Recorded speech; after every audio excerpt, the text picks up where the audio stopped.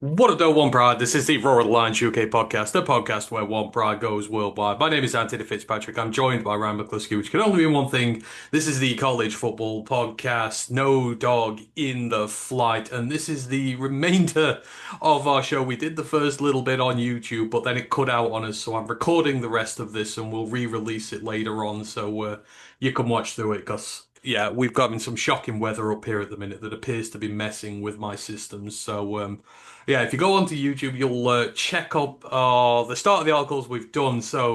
We've been talking about head coaching hires thus far. Tavita Pritchard to Stanford, Ryan Silverfield to Arkansas, Alex Golesh to Auburn, John Sumrall to Florida. But the big one, what the show is named after, Lane Kiffin. We were wondering about his decision and where he was going to go, right? Was it LSU? Was it Florida? We're not entirely sure, but we knew his future was not going to be with the Ole Miss Rebels. And it turns out that on Sunday, after the Egg Bowl, after the win over Miss State, with Ole Miss just on the verge of their first set of playoffs, probably ever, or at least in some time, he abandoned them a 7-year, $91 million deal with the Tigers, paying him an annual $13 million a year. Uh, Big, high salary for him there, but it's not necessarily the move that has made headlines. It is the fallout afterwards. A lot has come out about Lane's tenure there, most noticeably his dog Juice, his PR campaign with the dog that they have. Wasn't even his dog, apparently. He wasn't even looking after the damn thing. It was all publicity. It was all a PR stunt. Maybe like Kiffin's loyalty to Ole Miss. Former players have come out in vehement responses, not liking what's got on here. Some of his current players have as well. He's tried to chuck pretty much everybody under the bus, including the team's fans, their AD. It's all their problem. It's not mine. The college football season scheduled wrongly. I'm the victim here. I'm just going on to get a better job. But this is a man now who has a history of leaving franchises in the most inopportune of times and doing it all for himself. And on the eve of Ole Miss playoff campaign, he has abandoned them, which loses him all credibility. Just talking about loyalty for a franchise, but we know where he's headed now. This is going to be one of the biggest hate watches we've ever seen in college football, probably. Lane Kiffin to LSU, what do you think? I mean, he's such a diva, isn't he? Do you know what shocks me the most is it's the denial. The fact that he thought they'd let him coach their playoff campaign. Like I said, they'd agree to that, like saying his release. Like he thinks he's God's gift. Like I say, he can just request it. And like you say, the fact, like you say, called the players' meeting, he delayed it a couple of hours. And then apparently, like I said, they had to go get him to come there. I mean, it felt like say he was scared to face his own staff and players to tell him a decision that they already knew was making. It took all their phones off them. They all had to hand them in so they wouldn't release it, they wouldn't leak it. We don't know what they said, but reports like say players saying like say it was bullshit. He's a coward. He couldn't tell us like say.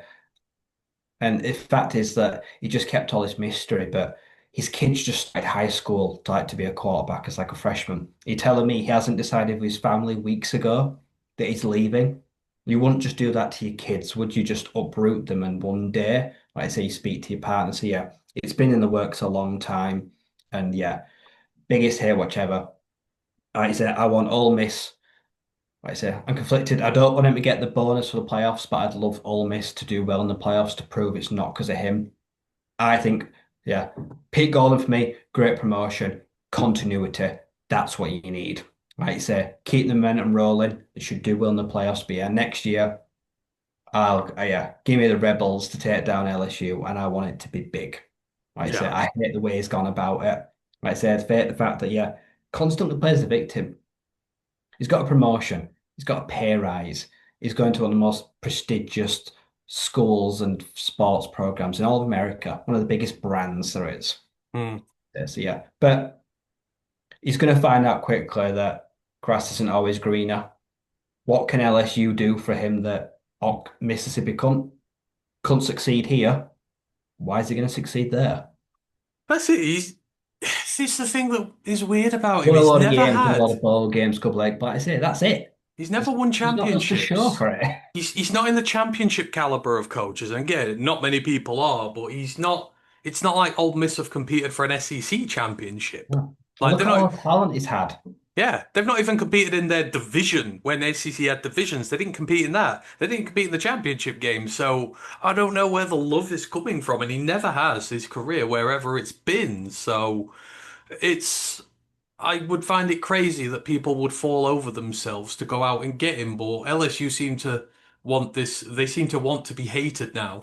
And I think the entire um country is now hated against them. So we will have to see with that one. But yeah, Kiffin to LSU.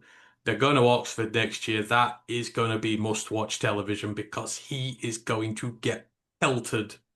Absolutely. But in his absence, Old Miss, as you say, they've now got a playoff campaign they've got to look for, and it's going to be a difficult one for them because lose your head coach, all the instability around the program. Will it bring you together? Will it break you apart? You don't know. But they've made a quick hire to replace him, and they've gone within the organization for their next permanent head coach. I know you really like this hire. Their defensive coordinator, Pete Golding, is going to be the man leading them forward now. What is it about the hire you like so much for them? I like the fact, one, that I was surprised it wasn't an interim. Like I say, it wasn't even you can have the playoffs and review it. It's nope, there you go, long-term deal. Like I say, for me, it's the fact that I just get the feeling on like game days, like he's one of the guys, you know what I mean? Like Kiffin's the face of the program, but these are the cogs. Like I say, they're the oil, they're the engine. This guy is so well respected. And if we're talking about talent that they've sent to the draft in recent years, there's been a lot on the defensive side of the ball. Just sent Walton Nolan, like I say, Princely, Human, Malin, like I say, Trey Amos, like I say, like three top 50 picks, all from the Pete Golding, like I say, line. And I've noticed well this week who's decommitting from the program. That they're high school recruits, not defensive players, the offensive players.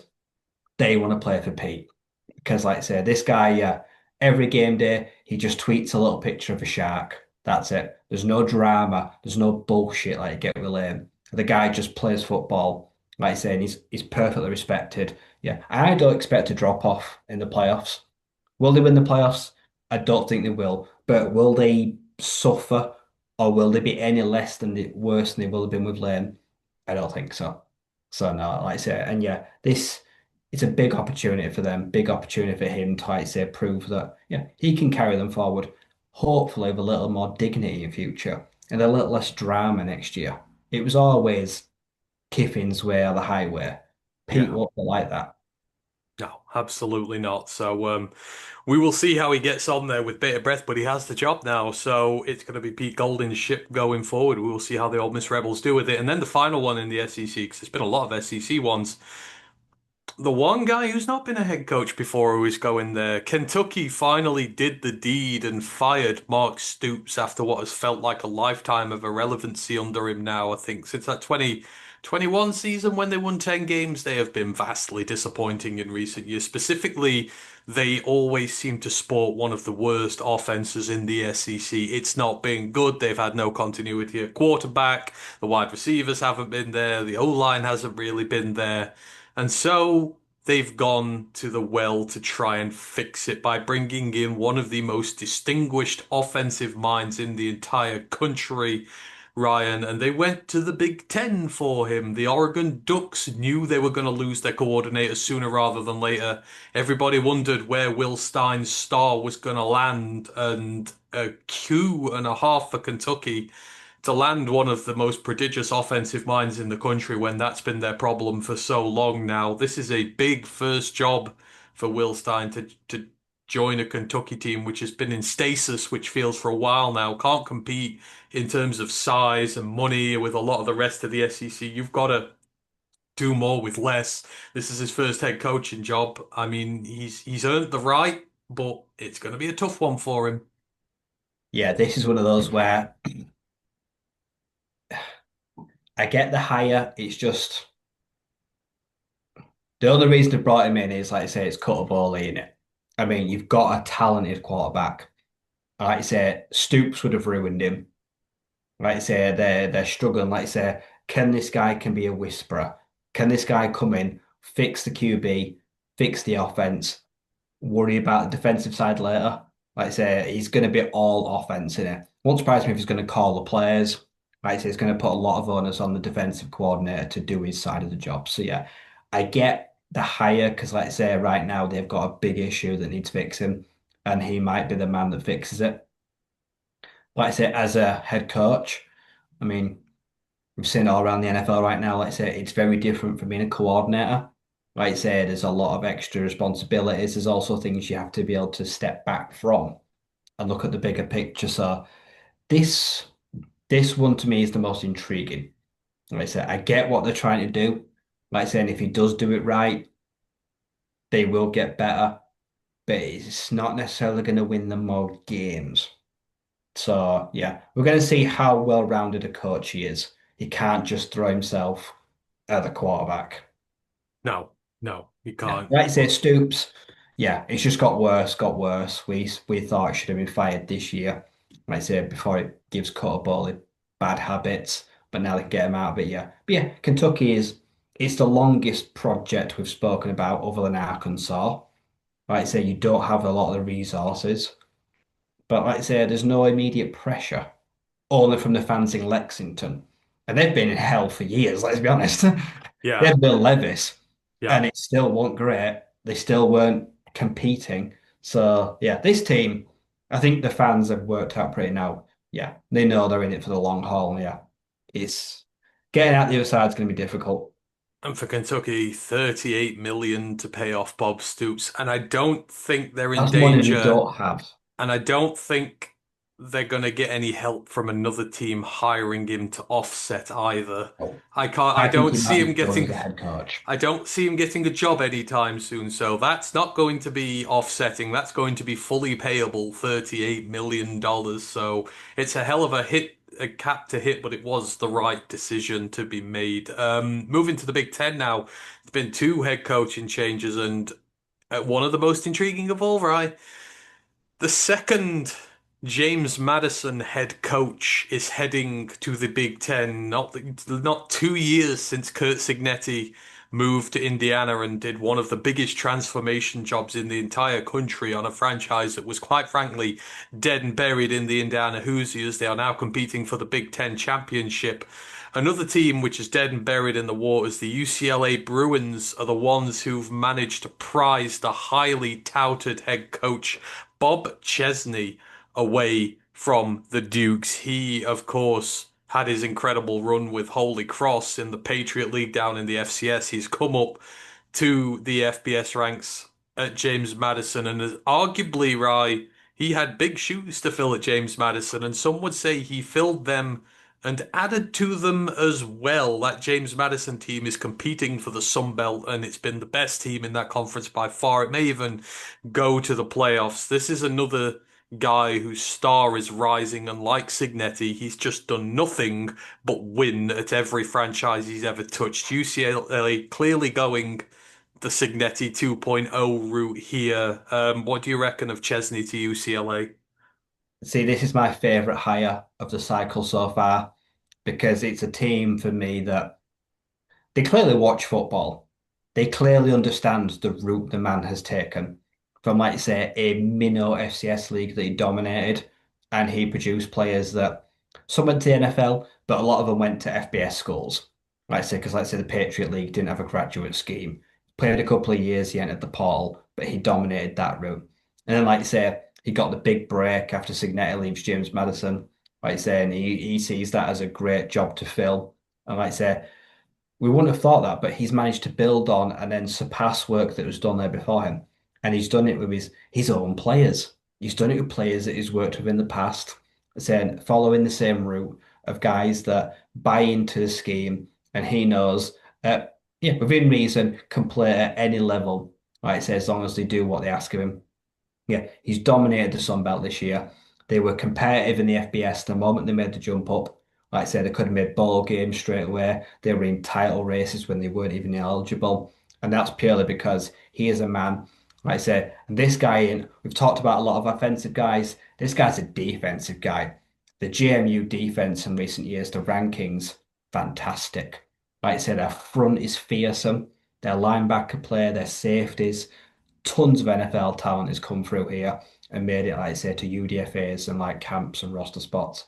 He is a tremendous coach. Like I say, that's a strong philosophy. And a UCL team, let's say, it's in flux. We saw some standout wins from UCLA this year on a bad team. We don't exactly know what caused them, like say, or if they were flukes or not.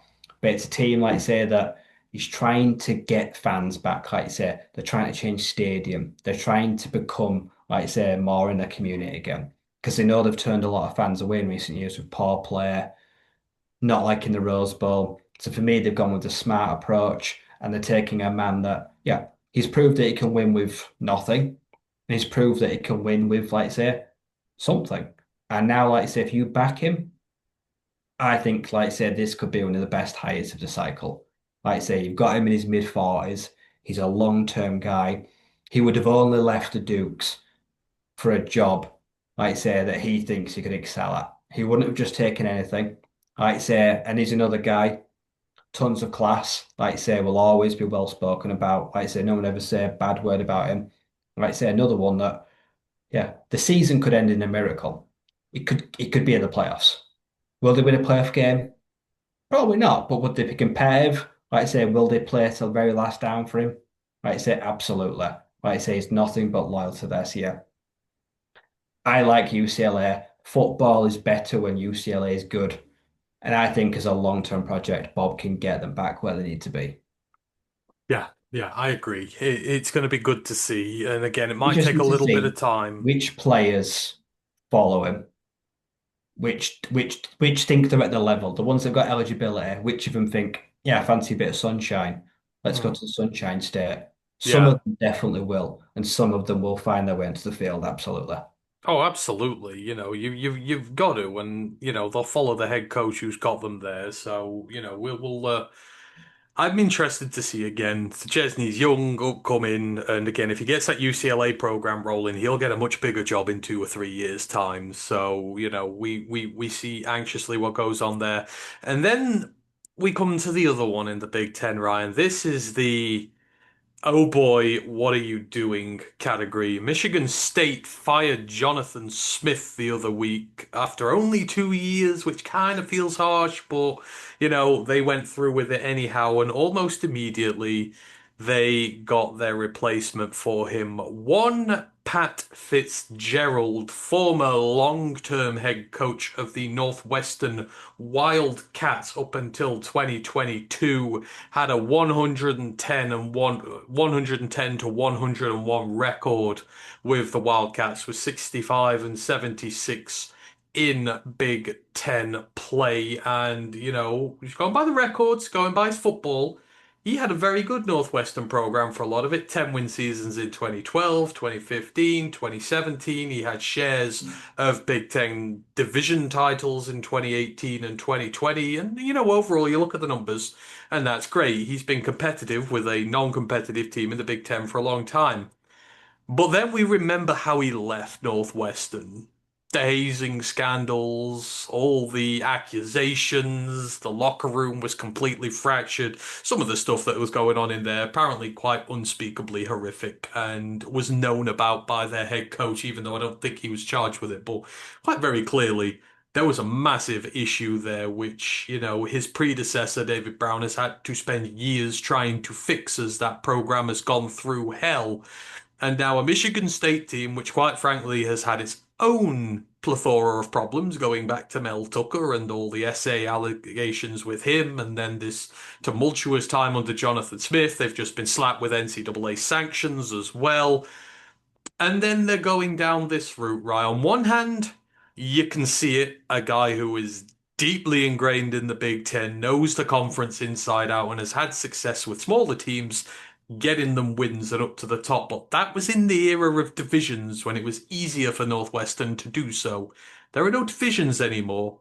And what is probably a divided locker room right now is going to get a very divisive figure whose last image in college football is one of sheer unpleasantry, and he has not coached since then. This feels very high risk, high reward type for Michigan State, but I think the risk is a lot more evident than the possible reward.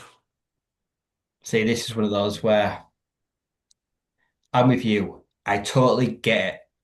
Like I say, the body of work at Northwestern, very good.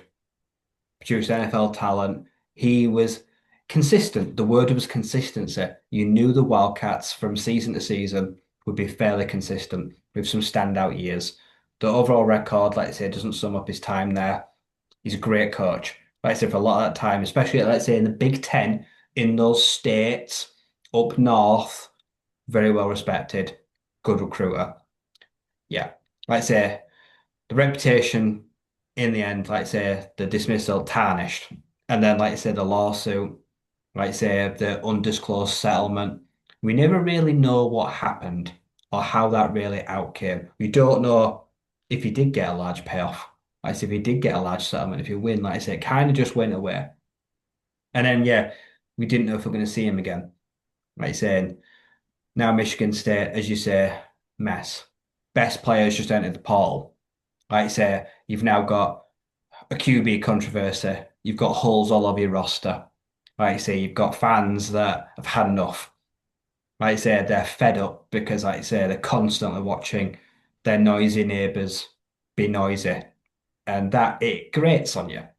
So, yeah, there is a lot of discontent over in state. Yeah, so yeah, I mean, if there was any place for him to salvage his coaching career, it could well be here. Hmm. Like I said, there's still plenty of talent that is on the roster.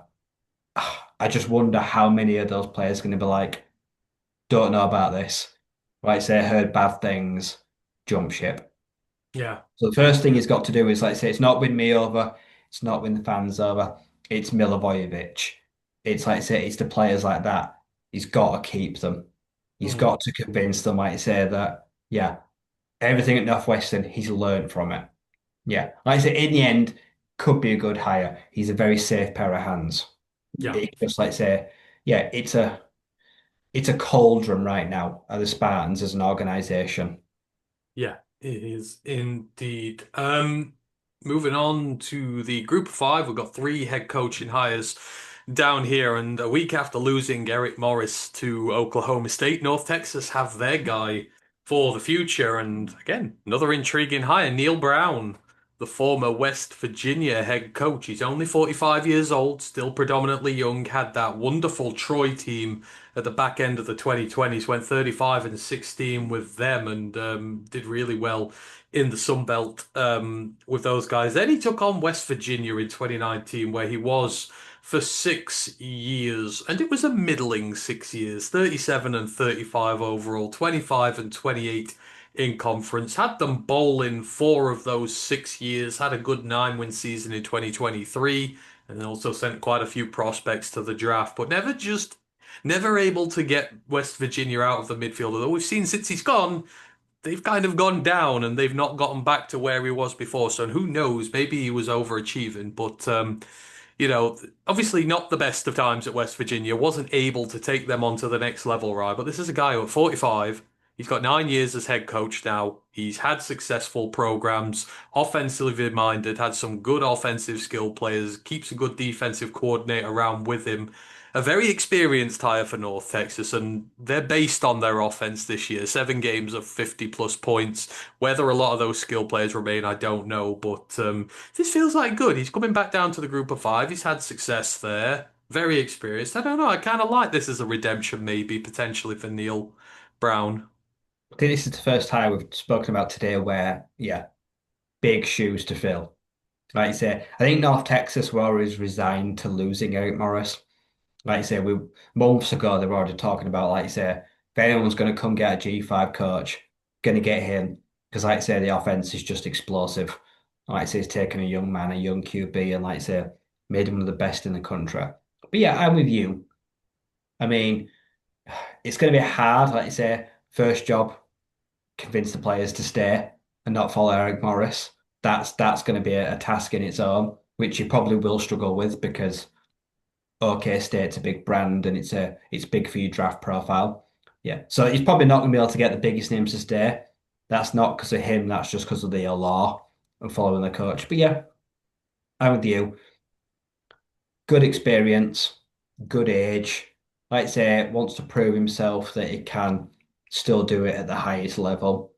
Wants to also probably keep their brand and style, like I say, that has been synonymous this year. Like I say, some heavy, strong offense, but also, like I say, also they got into a lot of shootouts.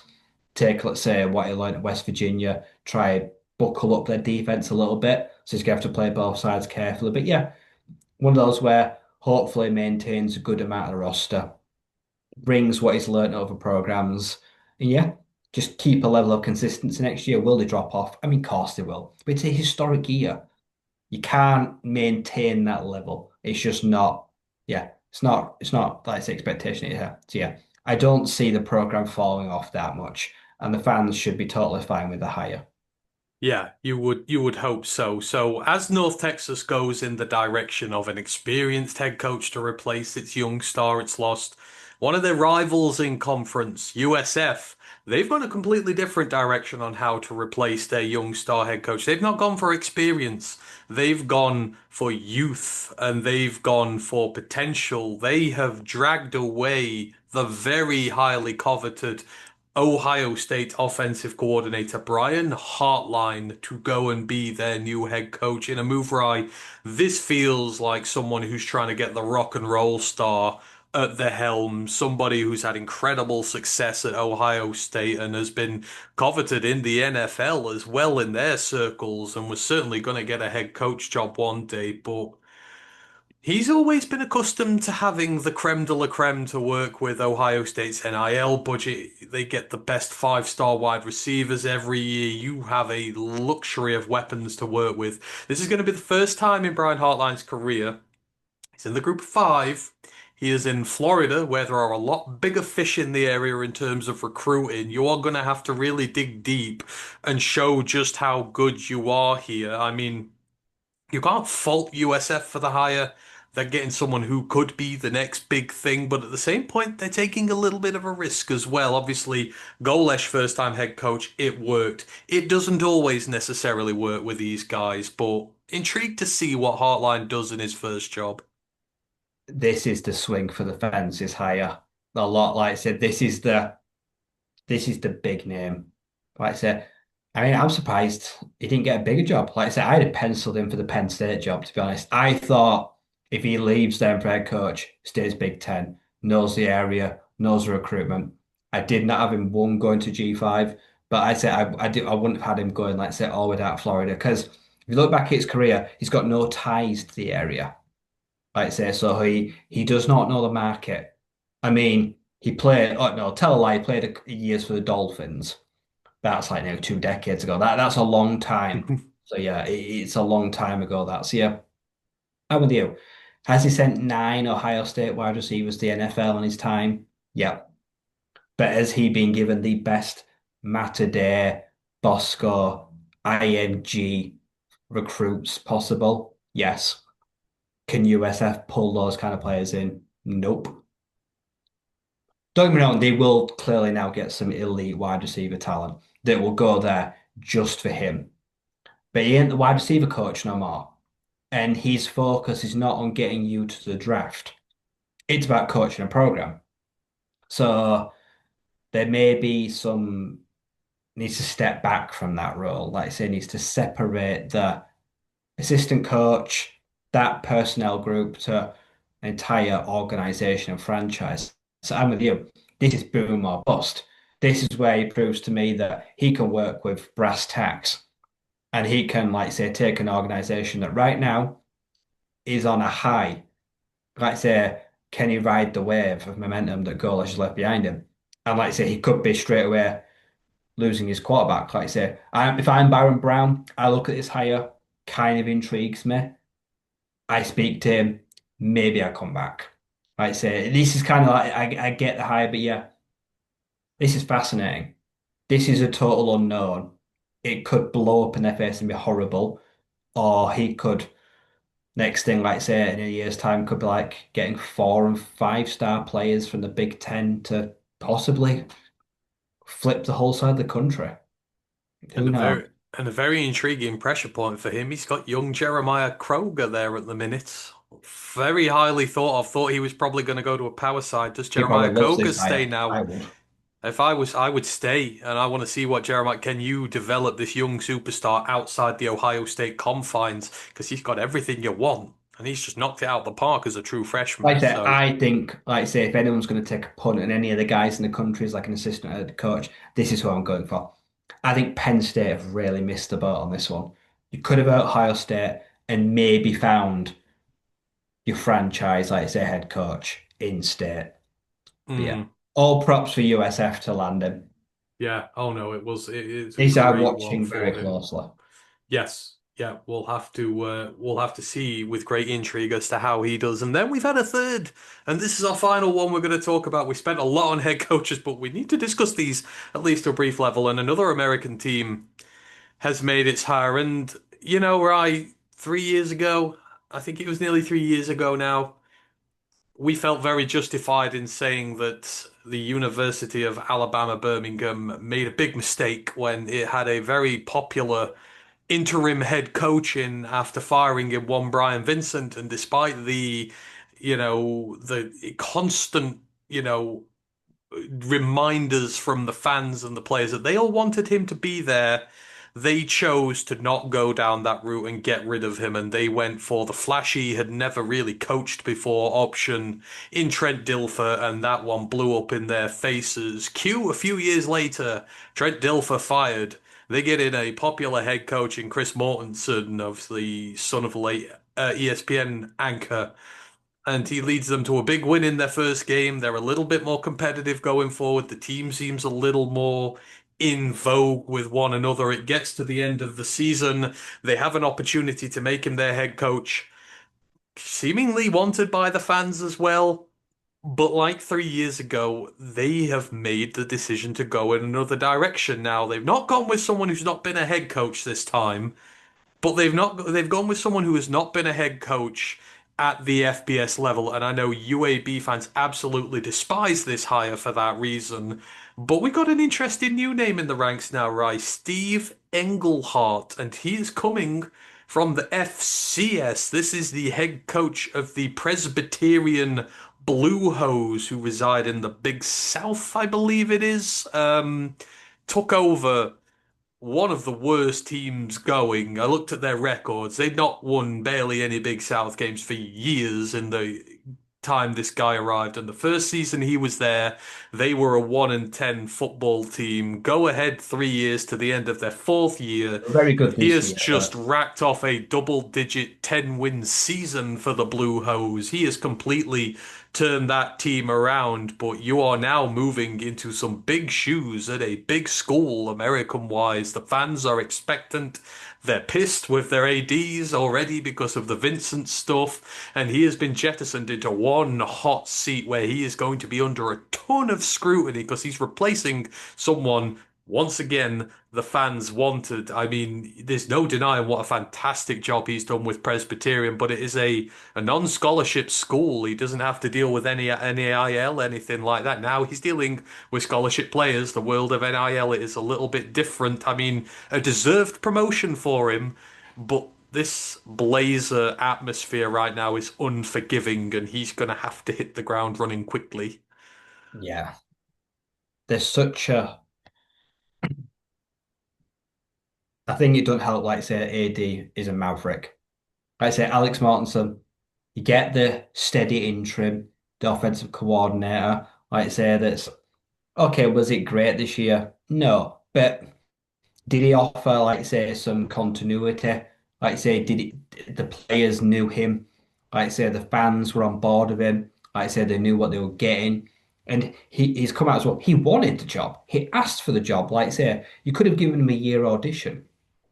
Like say, but no, they don't do things the hard way. Like say, they like to do things, like say, their own way. They go off piste. And yeah, this is it's a wild hire. Like say, you're taking a team that is from a small FCS school that doesn't have to deal with all the pressures that a G5 team will ever have to do. Like say, the finances, they're just left to coach. They can just be a coach. But up here, no, you're a punching bag for the media, the fans, the players. Like say, you're now managing NIL. You got to deal with finance. You like I say, you're coaching as well, and you're taking over a team like I say that. Yeah, recent years have been dreadful. Like I say, and it's a team that the fans are just pretty much ready to turn their back on altogether. So you've willingly jumped from frying pan into the fire. Now it's brave. I like it. Like I say, I credit Steve for taking that on. Now, will he end up regretting this decision badly? Or will this be a stroke of absolute genius? Yeah, Only time can tell. yeah, yeah. It's But yeah, this isn't, they ain't turning around this quickly. And he isn't bringing any of his players with him. yeah, Like, none of the Presbyterian lot had a great year this year. I know they did. They went like 9-3, 9-4. Had a very strong finish to the year. But yeah, yeah, this, that was drafts. This is chess.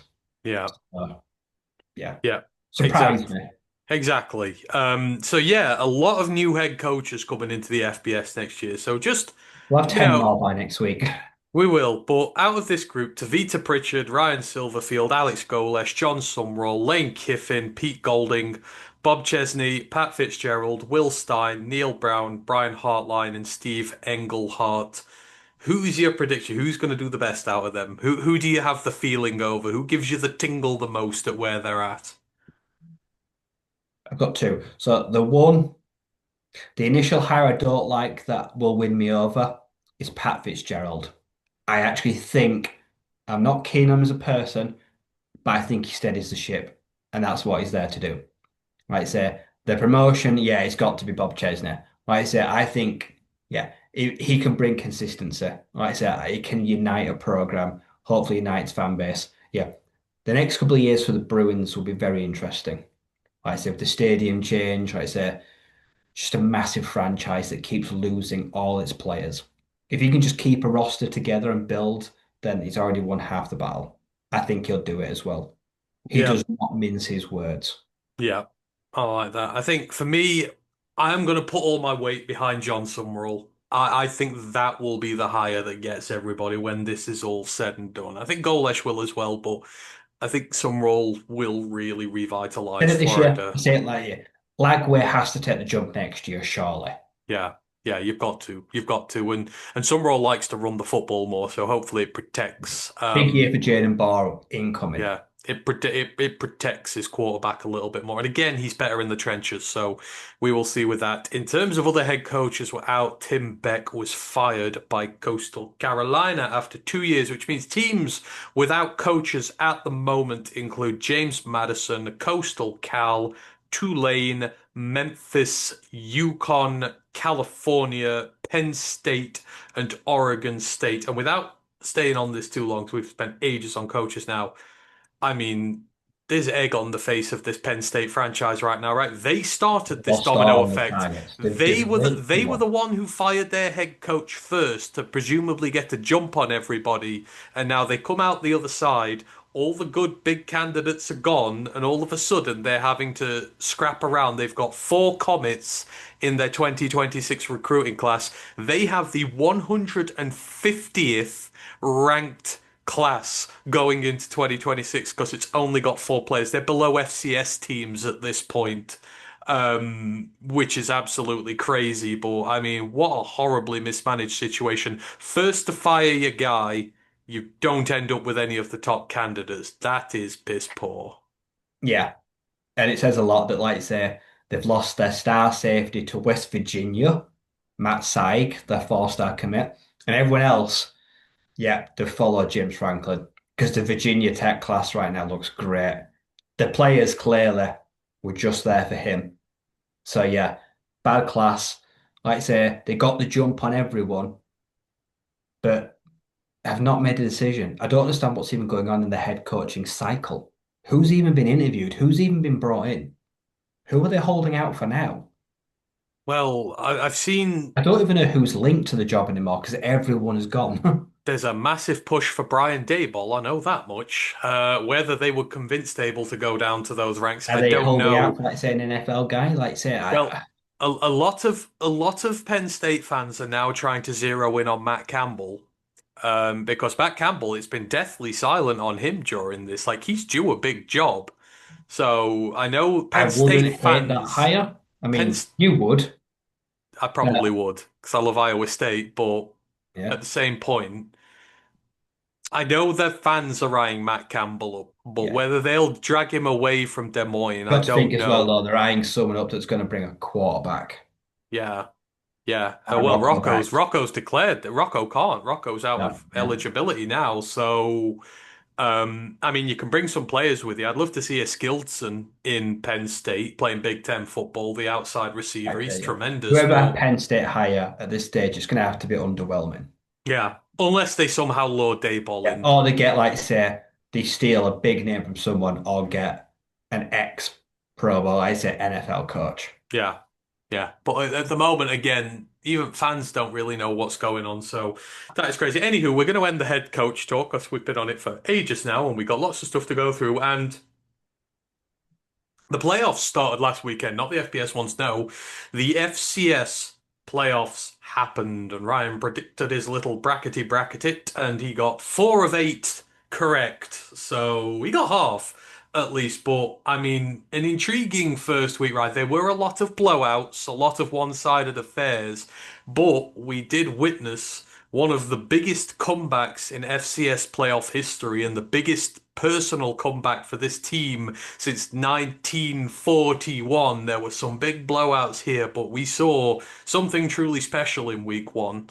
Yeah. Of course, I pick the Youngstown State quarterback, like I say, to be the player of the week. Don't get me wrong, played well, but yeah, one of the biggest comebacks in FCS playoff history.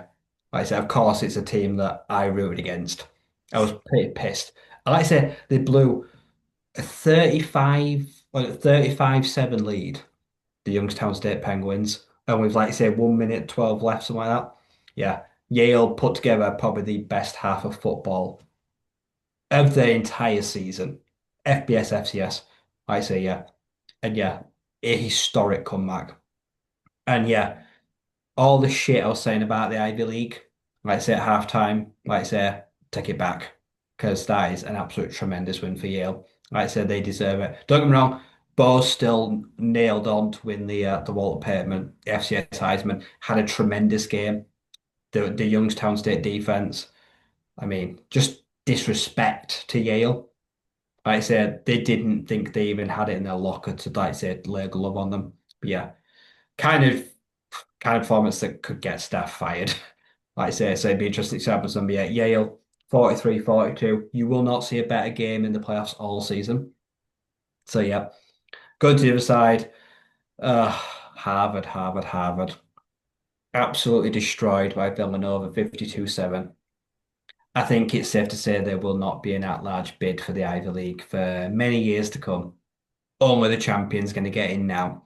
They've, yeah, they've set the conference back immensely with that loss, unfortunately. Because like I said, Villanova, the Wildcats, they're not even that great, but they absolutely rolled over the Crimson, like I said, in a very disappointing game. Big upset. I said North Dakota, Tennessee Tech would be like a proper, like I say, dual shootout. Couldn't be any more wrong. Tennessee Tech, like I said, built on a defense, rolled over 31-6. I think it's safe to say that that schedule and the conference have come up against probably didn't warrant the 13 ranking, and that is fully justified. Because let's say North Dakota absolutely just decimated them and took them apart despite being unranked. So that one kind of messes with the committee, unfortunately. Rhode Island, to be credit, Central Connecticut State, from one of the small FCS conferences, really did put up a good fight in this game. The Rhode Island Rams are a pretty big team at that level, but they made this very competitive right until the end and fell 27-19 to Rams. That's very respectable. So I give CC State a lot of credit for that game. Yep, another ranked team fell. Southeastern Louisiana, so the Lions fell. I said it would be the Illinois State defense that won it, and it was 21-3. almost completed a great shutout there. So they pick a really big scalp to win, like I say, through to the next round. The other one I got wrong, yeah, Lamar. Like I say, they couldn't keep up with an Abilene Christian team that looking pretty tasty. 10 ranked, dropped 38 team points on Lamar in a comfortable 18-point win. Abilene Christian could be a team to watch, especially in the next round where they've got a chance to cut well some pretty potential upset. And the other two games, like I say, Drake started strong, but unfortunately fell away to the 11 South Dakota Coyotes, 38-17. And then poor New Hampshire couldn't have got a worse first round. Like I say, South Dakota State ended the season on a dreadful four-game skid, only coming at 14, but get absolutely taken apart 41-3. And that is, yep, form is temporary, but class is permanent. And the Jackrabbits are class. And they proved that by, say, not even just taking apart, and so there's some very interesting games in the next round. Yeah, there are. So obviously you've got Illinois State. Their reward for their win is a trip to North Dakota State, the Fargo Dome. Good luck with that, guys. Probably like 50-point underdogs for that game. You've got the very tasty 8 versus 9 UC Davis at home to Rhode Island. We've got Lehigh ranked 5 are involved now against number 12 Villanova. We've got 4 ranked Tarleton State are going to be playing North Dakota, one of the unranked teams still in this. Yale's reward for their win is a trip to Montana State. Oh, that is going to be fun. Then you've got 7 versus 10. Stephen F. Austin joined the fray at home to Abilene Christian. And then you've got Mercer number 6 against number 11 South Dakota. And then Montana number 3 at home to South Dakota State. I mean, you've got some tempting ones there. I mean, I picked this will be Montana to good. run to the final, but I'm already just not that confident. This will be good for, I mean, for Yale. This is what tremendous experience this is going to be for them. Montana State on the road, Youngstown State. They'll gain a lot from this. I don't think I see another upset coming, but are there any fixtures in there that you're like, I could maybe see something untoward's happening? I mean, would it be a big upset? I mean, Abilene Christian going to Stephen F. Austin doesn't sound a huge upset. 10v7. I mean, if there's going to be a big upset here, it could be coming in Bozeman. It could be Montana. And South Oh, Dakota State have entered this playoffs with a serious chip on the shoulder, haven't they? Season terrible, ranked 14, have to play in the first round. Took it all out on New Hampshire. It would be very them to go to Montana, like say, and pull off the upset victory. I'm already doubting all my predictions already. I mean, you've got to figure the way North Dakota play, Tarleton State might be in a little bit of danger as well if they don't Yeah. approach North that Dakota with the put together a right. very impressive first round. And I mean, you look at the conference they play in, like say, you can make a case to say, like say, should they have been ranked? Should Tennessee Tech have been ranked? Should Southeastern Louisiana have been ranked? Maybe not. Like I say, North Dakota would have handled them all very comfortably. So Tarleton State would be very worried.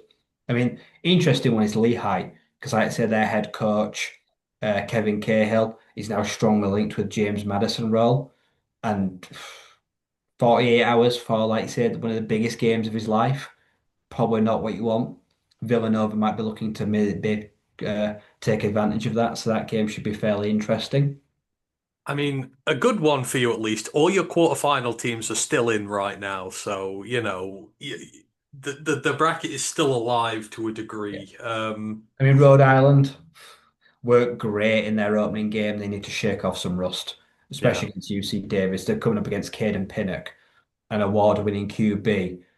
You're gonna have to play a little better than that, or you ain't making it through that round. No, not at all. So yeah, generally you see a lot of blowouts in the first round because, the unranked teams and the ranked teams, there is a bit of difference. This is where it starts getting a little tasty, and let's all pray for the Yale Bulldogs. Hopefully maybe they get something out there. At least they're competitive against Montana State, and that'll be a good set of playoffs for them. Right. moving on to the FBS playoffs and the ramifications there. So obviously we've still got championship week to go. The committee have said they don't really want to take the results of championship week into account, which seems a bit stupid given they used to with the four seeds when they did it there. But there are still a lot of scenarios at play here. So let's just run down the FBS playoff rankings, the last lot of rankings from the playoff committee, which are generally considered to be, for the most part, the final ones, and not much is going to change. So I have it here. You got number one, Ohio State, number two, Indiana, number three, Georgia. How the hell they're up that high, I don't know.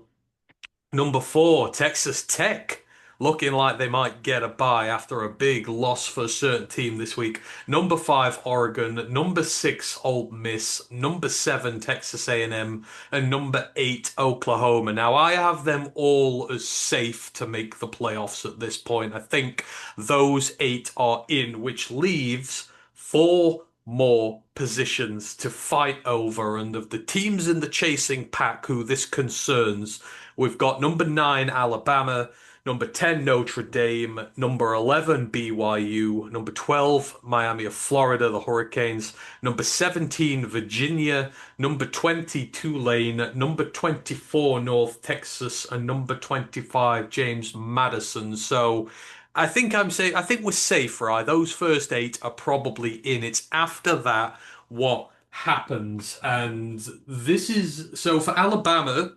You figured they're probably going to be in outside of a battering by Georgia. If they get absolutely pummeled by Georgia in the SEC title game, a three-loss Alabama team coming off a bad loss like that might get ejected. But outside of that, Notre Dame don't play.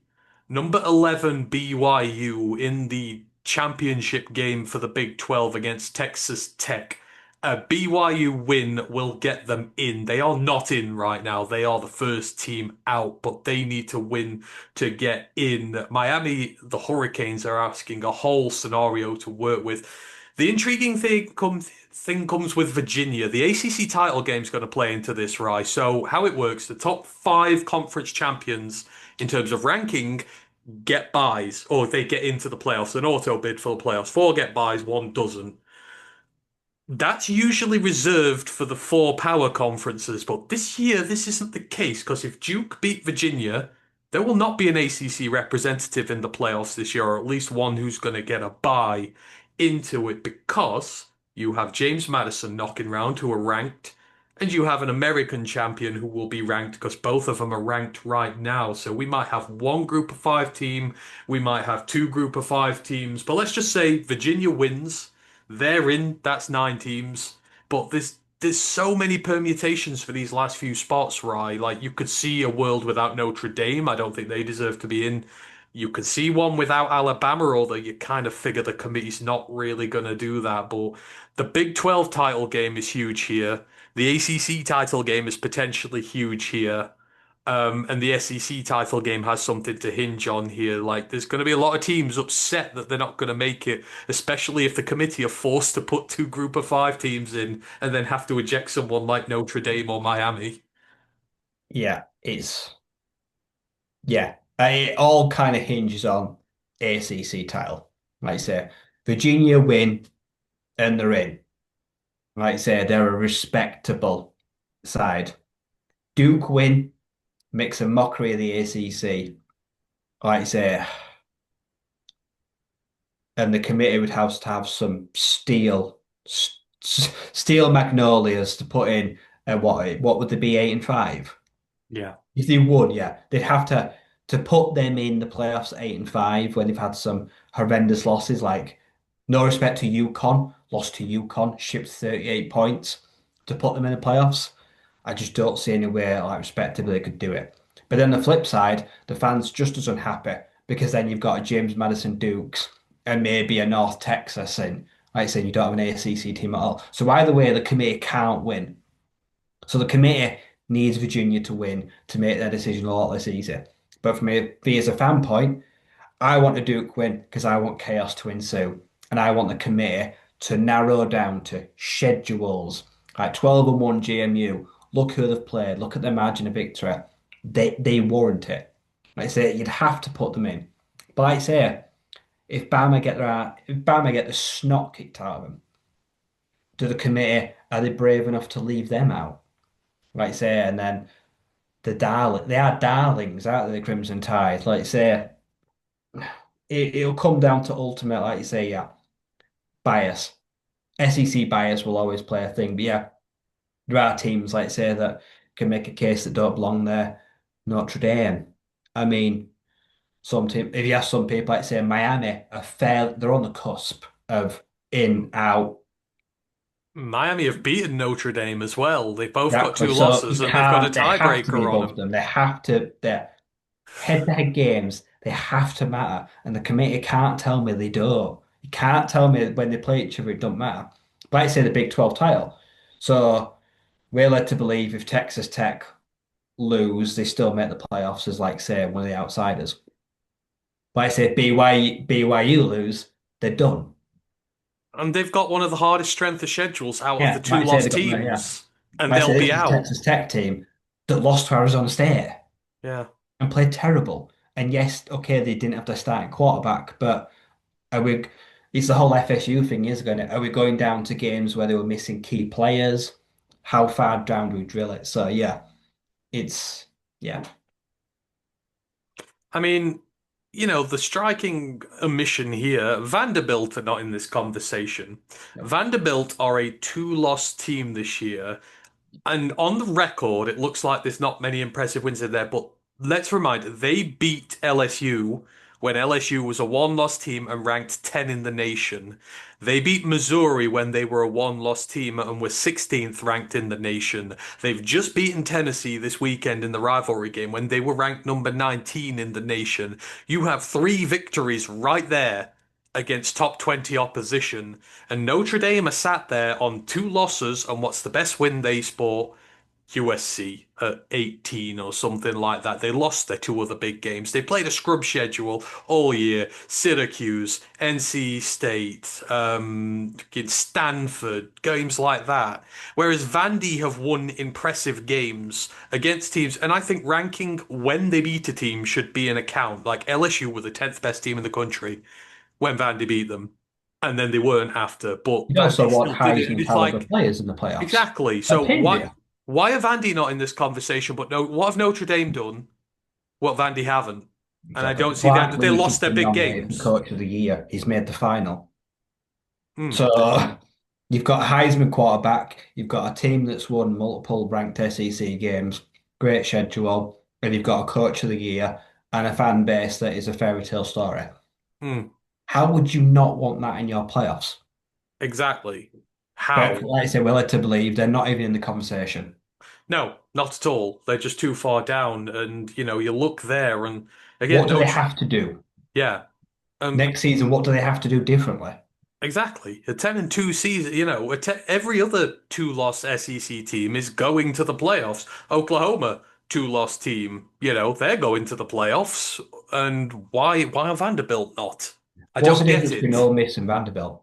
Ole Miss missed out on, like, say, the title game because of a tiebreaker, but what separates them from Vanderbilt? I mean, they've lost one. I guess that separates them. But outside of that, it's Vanderbilt should still be in, or it should be an emphasis on the conversation, but it's not, and it's just a shame. I don't get it. But hey, who it is, what it is. But that's for me what's going on. You're looking at four spots between Bama, Notre Dame, BYU, Miami, Virginia, Tulane, North Texas, and James Madison. Don't think anyone else is creeping in. I think. What's the craziest thing they could do? The craziest thing they could do would be put Texas in there. I would be livid if they put a three-loss Texas team into those playoffs. Yeah, that would really throw the cat among the pigeons. If they carried that A&M win with that much weight that they thrusted them in, and because of Arch Manning, because of the brand, it'd be very interesting. Hmm, absolutely, indeed. Anywho, we shall move it on from that chatter. And we shall move on to where shall we go next? We'll go on to a couple of weeks ago started a little segment where we look through the group of five for some of the group of five's biggest and best who may come up to the next level soon. They may need to go to the draft soon, but these are names that you probably don't know about that you should get to know for the future. We did our first segment. We had a couple of FIU DBs in there. We had Jeremiah Kroger in there, and I said I was going to do a second part to it, and I have delivered as such. So we are going to dive down into this, and we got a few very tasty prospects here. So, as part of our second look into the group of five, I'm starting this off with one of my favorite players because this is a draft prospect profile. It is the type of prospect that I absolutely adore. Undersized, disrespected, has to work twice as hard as everybody else to get where he's going. But the phenom from Nevada this year, Dylan LaBarbera, the defensive lineman for the Wolfpack. He is a junior. He is 6'1", 248 pounds. And as I've said, my kind of draft prospect. He is undersized. He is disrespected because of that size, and as a result, he works twice as hard as everyone else, and he is so much more polished than a lot of other guys who do carry NFL size. So he was a non-recruited prep player who had to go the JUCO route through college. So he attended Butte for 1 year because he got no offers whatsoever coming out of high school. And even after he had a great season with Butte down in JUCO, he got just one FBS scholarship offer from Nevada, which he took, and he had to wait his turn for a little bit of a while, but he got the starting job towards the end of last season, played in the last 4 games, had a good impact towards the end of that campaign, and then he took on the mantle as a starting edge for this Wolfpack team, which has been much better this year. It was not a good team last year, but my God, what a 2025 he has had. He has absolutely destroyed the Mountain West this year. 49 quarterback pressures for La Barbera, 8 sacks, 10 hits, 31 hurries, 74 tackles for an edge player is insane with just a 7.5% missed tackle rate. He's got 17 tackles for loss. His grade against the run is 87, on his way to first team All Mountain West honors, and he was Nevada's MVP for the year. And the thing I like about this kid, he is lightning quick off the snap. He ranks amongst the nation's best when it comes to what are called quick pressures, that are pressures on the quarterback sub 2.5 seconds. So a quick get off the line of scrimmage. His footwork is absolutely filthy, and it consistently leaves tackles wrong-footed or rooted to the spot, not able to do much about him, and then he finishes them off with this elite swim move that he's got, which he just uses to breeze past guys. You see it again and again and again, and then when it gets to coming to the quarterback, the tackle technique is superb. As soon as he get hands on him, he brings them to the ground. Like so many times you try to see him squirming away, but his technique is perfect. When he gets there, he gets home. QBs rarely escape from him. And also, the other great thing to like about him, he possesses this really impressive sort of nitro burst. So when he's pursuing running backs running opposite field of him or quarterbacks trying to escape the pocket, he just seems to be able to hit this nitrous button because his closing speed is phenomenal when it comes to making tackles. There's literally one play where there's a running back lined up right on the opposite side of the line from him. He hands off and heads in that direction, and he just flies across and tackles him before he's past the left tackle. It's incredible. His motor is huge. His heart is huge. The pass rush repertoire is really good. The hands are really active. The hands are physical and violent. His pad leverage is fantastic. He's a bit smaller, so he uses it. He gets underneath and shovels them out, as they say, and he just dog walks lineman after lineman back into his quarterback. Like he uses his disadvantage and turns it into an advantage. And his sheer pace as well means he's good at getting to the perimeter, blowing up screens. They even use him in coverage a little bit as well. He is Mighty Mouse per se, but he's had an absolute wonderful season. Whether he'll stay there or not, he's got 2 seasons to go if he wants, because JUCO years don't count anymore. But I expect to maybe see him at a bigger team there. And as we've seen in recent years, right, the Mountain West, they produce specialist pass rushers there. They're not usually the biggest. They're sometimes not the baddest, but technically you'll not find a lot of better ones, and they always make their way through to the NFL. But LaBarbera has just been tremendous this year.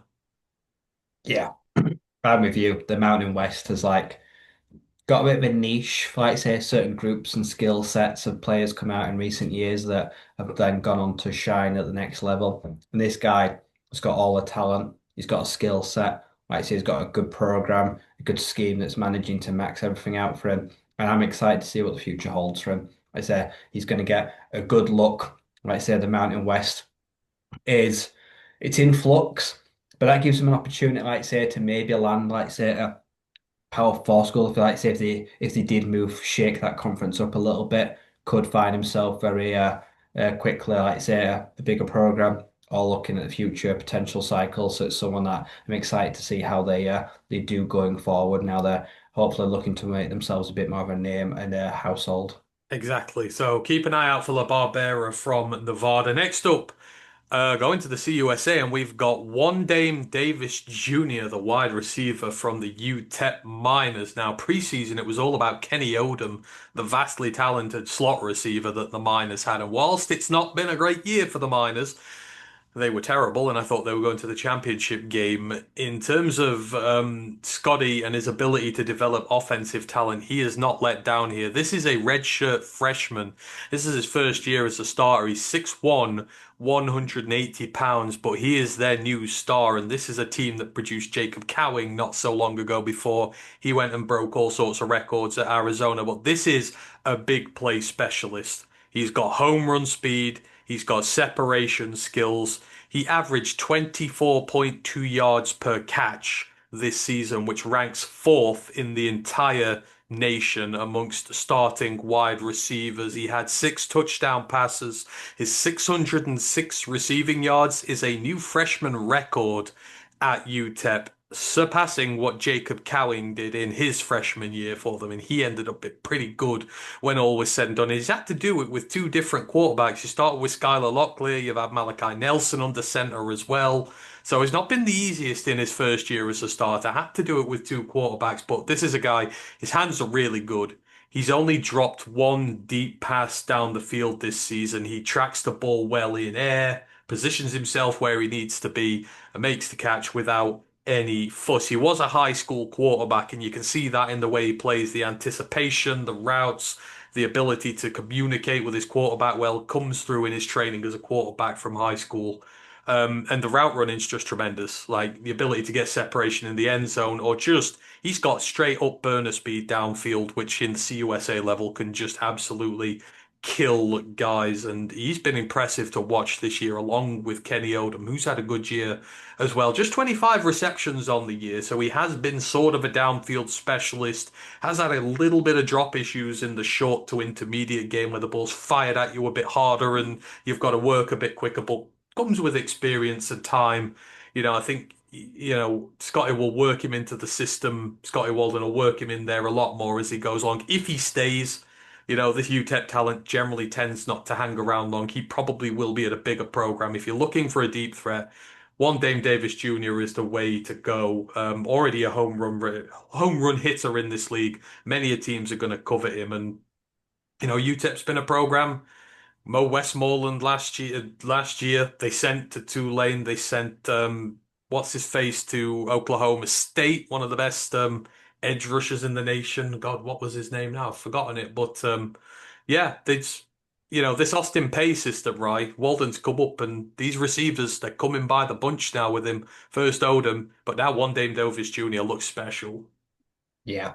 Like I say, for them, recruiting in state is really hard, but to get a freshman kid to stay in Texas that's from Texas and pick UTEP, like I say, that says a lot that he's bought into, like I say, the staff additions they've made, the system, the run, like I say, their potential potent offense. Like I say, not a big workload, but sometimes quality over quantity. 24 yards of reception. I'd way take that over a guy that's averaging 14, 15, 16 yards of reception. So showing that he's got that big splash play potential. In the end, the volume will come. Like I say, when he learns and progresses and gets better, next year could be 40, 45, 50 targets. And if he manages to, like say, keep that explosiveness, then could see some really big numbers from this kid next year. He's clearly got that yak and that explosion. Oh yeah, Yeah, I knew that'd absolutely. upset you. I've just seen that news about Brennan Marion. Please do not go and associate yourself with Dion. I do not want that to happen. So yeah, Colorado eyeing up Brennan Marion as their new offensive coordinator, unless it means Brennan gets the Colorado job eventually. I'd take it for that, but yeah, no thanks. Otherwise, so yeah, Does make you think that Deion Sanders' future's in doubt, doesn't it? Hiring a head coach for your OC. yeah, yeah. And especially as Sac State could be up in the FBS soon, and they probably will be in the FBS soon, so he'll be an FBS head coach sooner rather than later. You have to wonder. Anywho, sorry, that was one Dame Davis Jr., the wide receiver out of UTEP, and finishing this segment off on it, Elijah Green, the cornerback out of Tulsa. Now, there's not been much for Tulsa fans to celebrate in recent years, but they have been producing some decent players now under Trey Lamb, the East Tennessee State former head coach, but this is a scrappy, relentless ball hawk of a corner.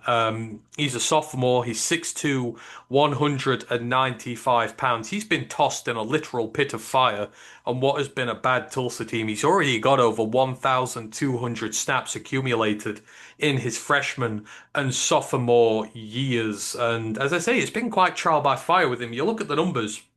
He's given up 43 receptions on 66 targets this year, which is 65%, which for a corner, relatively high in the speaker things. You usually think of safeties having that sort of production against. But again, he's new. The defense is getting thrown at a lot by some very high-powered offenses in the American, but he finds his way to the ball. 5 interceptions and 8 pass breakups this year alone. He's got 7 interceptions in his career so far. This kid knows where the ball is and he goes and makes plays on it. And I love him so much. You watch him play, the hips, very fluid, the change of direction, he's good, he's a superior athlete. Seen pictures of him at I've seen footage of him when he attends some of these open days and that, and like the kick can turn on a dime almost instantly. You watch him make so many impressive plays for Tulsa. No more so than that big upset win they had over Army a couple of weeks ago. He picked Army off twice.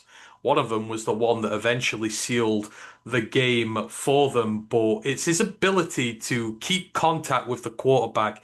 He's always got his eyes on the quarterback. He's seeing where the quarterback's looking. So many of his picks are him jumping routes. These are the high IQ guys. They don't just keep their back to the ball.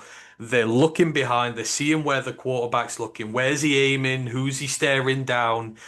And just time and time again, you see him make plays on the ball because he's arriving a second early, because he's seen where the pass is going, he's seen what's going on, and he makes the play on it. And, sometimes playing that way, you are occasioned to get burnt a little bit. But again, he's not on the best of team with the best of options around him. He's left on an island a lot of the time, but he's cocky, he's confident. I love his demeanor. I love the way he plays. He's had a rough childhood, as a lot of these guys do. He's fought himself out of a bad place to get to where he is, and he just, to me, smacks of a guy who's going to keep going up and up through the ranks, and is just, he's got supreme belief in himself that he's going to go to the next level and succeed. And I wouldn't expect him to stay at Tulsa for long after this one. I expect him to transfer to a much bigger school this year and to really make his name there. But Elijah Green, the outside corner from Tulsa, certainly making a name for himself there, and I can't wait to see what he does at the next level. But yeah, 6'2", 195, perfect. You want a ball hawking, turnover producing corner out of the group of five for your Power Four school this year. He is the guy. Absolutely love him. And then I was going to do something on him. I will do it at a later date, but the honorable mention, and I've lost his name now. I'm going to absolutely butcher this, but it was the New Mexico tight end, the one who went off big against Michigan at the start of the year. Hell, I'll leave it for another day because I'm probably not going to get to it. No, sorry, Dorian Thomas. Dorian Thomas, he is the true freshman standout tight end, sorry, for the New Mexico Lobos. And Michigan fans will remember him from the first week of the year. Had 2 touchdowns on the team. He's 6'4", 239. They dug out a trick play where they put one of their receivers under center, I think it was. He tossed a pass into the end zone, and he was able to go nuts. But 10 catches, 71 yards, two touchdowns. Not many receivers have posted stat lines against Michigan like that this year, but he's ended up with 545 yards and four touchdowns, a steady 10 yards per reception. He's got 53 catches as a true freshman and not a single drop. He has one of the safest pair of hands you could imagine. He's got the right build, he's got the right temperament. Again, this Lobos team has been so productive this year, just narrowly missing out on various metrics to go to the Mountain West title game. But you've seen a steady supply of guys, Devon Dampier, you know, guys come out of this New Mexico program who go on to Power Four programs and contribute. And if they don't lose him this year, they're probably going to lose him next year. But I don't know if you remember that game, right? But this kid's legit. Dorian Thomas, the young tight end from New Mexico. Yeah, like I say, he had a stellar game against a very good opposition at the start of the year. A New Mexico team that I'm with you in recent years has just gone from strength to strength to strength. Like I say, affirming themselves as a contender in the conference and proving that they're not obscure anymore. They've, like I say, finding themselves some national relevancy now. And young players like this really do help them. Like I said, that show out like, a position for them that is really important to help them try to say build some consistency on their offense. He's got a good build for a H-back tight end, 6'4", 230, 240. So he's quite good. He's fairly mobile, athletic guy that's not too big. Like I said, a strong year this year, just a sophomore, so he's got a lot of craft to work on his game. He's got the receiving tied down right now. Like I say, there will then be opportunities for him then to say, work on our blocking. Like I say, that's where, like I say, the build and the weight will let him down. But if you practice at it, like I say, he's only a sophomore, he's got a lot of opportunity to, like I say, round out his game very well then. And then at that point, then he does become a viable pro option in the next 18 to 24 months. So yeah, a name to definitely watch right now. I'd expect next year 55, 53 receptions this year. I'd expect that number to only tick up going into 2026, where he becomes potentially the face of the franchise, essentially. Absolutely. Hopefully they keep their core intact. I would love to see. And Jason X just got a new deal there with New Mexico, so you've continuity at head coach. And you should hopefully see more of these skill players arise. So that is your second crop of Group 5 players to keep an eye on in terms of maybe transferring to bigger programs or making a splash in the draft when they come up. They are the edge Dylan LaBarbera from Nevada. One Dame Davis Jr., the deep threat wide receiver for the UTEP Miners. You've got the cornerback Elijah Green, the ball hawk from Tulsa, and then you've got the devastating tight end Dorian Thomas, the young freshman from New Mexico. And there are a lot more of these guys, so maybe we'll do a third part at some point as well. Right, we're going to move on again because still a lot of stuff to go through, and we need to take a look through the slate from week 14 and all the results that went off there before we take a look ahead to championship week and all the ramifications that go on with that. I mean, I can't believe the season is pretty much done already. The regular season is now over, but there was still a lot of thrills and spills on the way. So we'll just go through the scores as we always do. Bowling Green took down UMass 45 to 14. Western Michigan took down Eastern Michigan 31 to 21 to get to the MAC title game. Navy 28 to 17 winners over Memphis, but sadly not enough to get them in the American title game. But a 9-2 season for the midshipmen and a 7-1 record in the American. Crazy you can go 7-1 in conference and miss out on the title game, but that is the world we live in now with no divisions anywhere. The Egg Bowl. We wondered, right, if there would be an upset in this. A lot of the world was hoping there was going to be an upset in this, but sadly, it was not to be. The Old Miss Rebels won 38 to 19, and Trinidad Chambliss had himself a game and a half. I mean, don't get me wrong, Miss State came out and they swung glove for glove with them early. I mean, it was a 14-10 game. I mean, literally just before the half. Old Miss scored before half time, which kind of broke them down a bit. But I mean, Miss State came and reduced it to 8 points just after the half. But Old Miss's offense eventually told them. Miss State's lack of defense got there. Trinidad Chambliss, 24 of 35, 363 yards and four touchdowns. Two to Dijon Stribling, who I'm really beginning to like as a receiver now. Deuce Alexander got a touchdown. Harrison Wallace got three, and eventually, Miss State with no Blake Shappen either, which didn't help. It was a feisty egg bowl to start with, but I think the better team won out eventually. Yeah, I mean, physically and metaphorically, they traded blows in the first half. There was, Yeah. like I say, the entire sideline brawl, but we knew that coming because that is now a tradition of the Egg Bowl. Fights, bad discipline. The team usually that keeps their discipline most and keeps it tidiest usually wins. And yeah, it started like feisty in the half, but yeah, too many weapons for Ole Miss. In the end, like saying, Miss State, that's kind of their story of their season. Just ran out of steam. And later in the second half, like I say, the Rebels were able to pull a win in to make it a fairly comfortable victory. And yeah, kind of just sums up both sides season there. Yeah, like I say, Your I Miss mean State Trinidad QB looked Chambliss. good, didn't he? I mean Did Trinidad Chambliss. Could he still win the Heisman? He could, but we're going to need a playoff run. But he's got to firmly be in the top 10 still. The kid's had an absolute tremendous year. Like I Oh say, God, yeah. with a mistake, like I say, yeah, without Shappen, they were kind of toothless in the end, unfortunately. But yeah, another one back to the Bulldogs, another year back to the drawing board for them, unfortunately. I tell you what, the new quarterback, he looked good though. What was it? Mario Taylor or Trailer or something like Yeah. that. He had So like really, 200 did he have like rushing an 80 yards. yard rushing touchdown or something? He had like 200 rushing yards. Like he looked legit as a Very potential dual athletic, yeah. threat in the future. And Jeff Lebby and that program are getting somewhere. They just flipped that five-star safety from Auburn, didn't they? Yeah, So Braylon it's Womack. yeah. So that Miss State program, it might not be in the doldrums much longer. Lebby They might can be get taking them in players the and they right get talent. direction. They just don't play, they're frustrating. Yeah. I say that Well, because they beat Arizona State. yeah, Where was that team? yeah, yeah. They've Where got was Brennan Thompson, one of the like more underrated SEC receivers. hmm. Tons of talent. They just don't show up. But I mean, as for Chambliss, he's at over 3,000 yards this year. Now, he didn't even start this season. He didn't start like the first two, three games, whatever. Well, But Simmons got hurt a week three.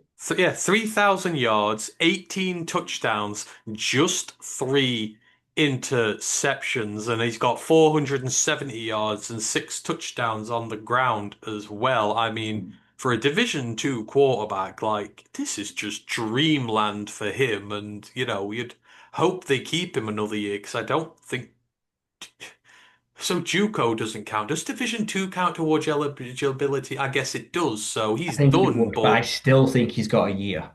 Potential. I think they said he can try and because I think I he's think got he like a can apply for a medical red waiver, shirt yeah. he can take or something. But I mean, you've got to be curious about him in draft circles now, haven't you? I mean, just he's in the SEC and he's thrown three picks as a Division Two quarterback. He's thrown 66%, over 3,000 yards. He's done a remarkable job in the circumstances. What a lot of Ole Miss quarterbacks with a lot more fair behind them have failed to do. Yeah. He's definitely going to get some hype. Like I say, there'll be definitely attraction for an all-star game and the combine. Like I say, he gets the combine, all eyes will be on him out of the QB room. Because like I say, 6 foot, 2'5", 210. He's nothing to look at. Like I say, that will be the big knock on him. The size, Yeah. like I say, and lack of that. But like I say, yeah, he has played well above and beyond anyone's expectations for him. He's just like I say, Ferry State are back in the semi-finals, I think. They just carry on without him. Like I said, that team put him in a place to succeed because they're such a conveyor belt of talent. And they clearly spotted, like I say, the kid's gonna go far. Like I Hmm. said, now, yep, he has got a chance to make a name for himself in the playoffs and does well in the playoffs, make a game, let's say round one, he'll go for the stratosphere. Hmm. Yeah, he will indeed. Moving on, Utah finished the season strong, 31-21 winners over Kansas, but not enough, but a Took a 10-win while though, didn't season. it? Yeah, 10-win season for Carl Whittington there. Iowa leathered Nebraska 40-16. They end 8-4, and the story there, right, is poor Emmett Johnson, who had another 200-yard game. I think it was 220 by the time it was said and done. Maybe one of the best running backs in the nation who's been completely hidden on an absolutely fucking awful Cornhuskers side. And I feel very sorry for him, but he's coming to the draft this year and he's not doing his stock any harm whatsoever. He's been tremendous in the face of massive adversity. No, like I say, some people won't even know who he is. Like I say, he's been so overshadowed by everything that's been going on around him. He's just, yeah, he's stuck to the game plan. He's kept his head down, kept out of the rubbish. Like I say, hopefully, one, the name carries weight. Two, the player, definitely a running back to watch. Like I say, I know there's like he can definitely make a name for himself in draft cycle. But yeah, it's a good thing they didn't extend Matt Ruler. And I like to say all the rumors point towards Dylan Raiola is good as gone. Yeah, yeah. I think So for his own sake, he has to. yeah, it's that TJ Lateef now. Yeah, They've they got a played him lot for of the last faith two in games him. in a couple of games of injury.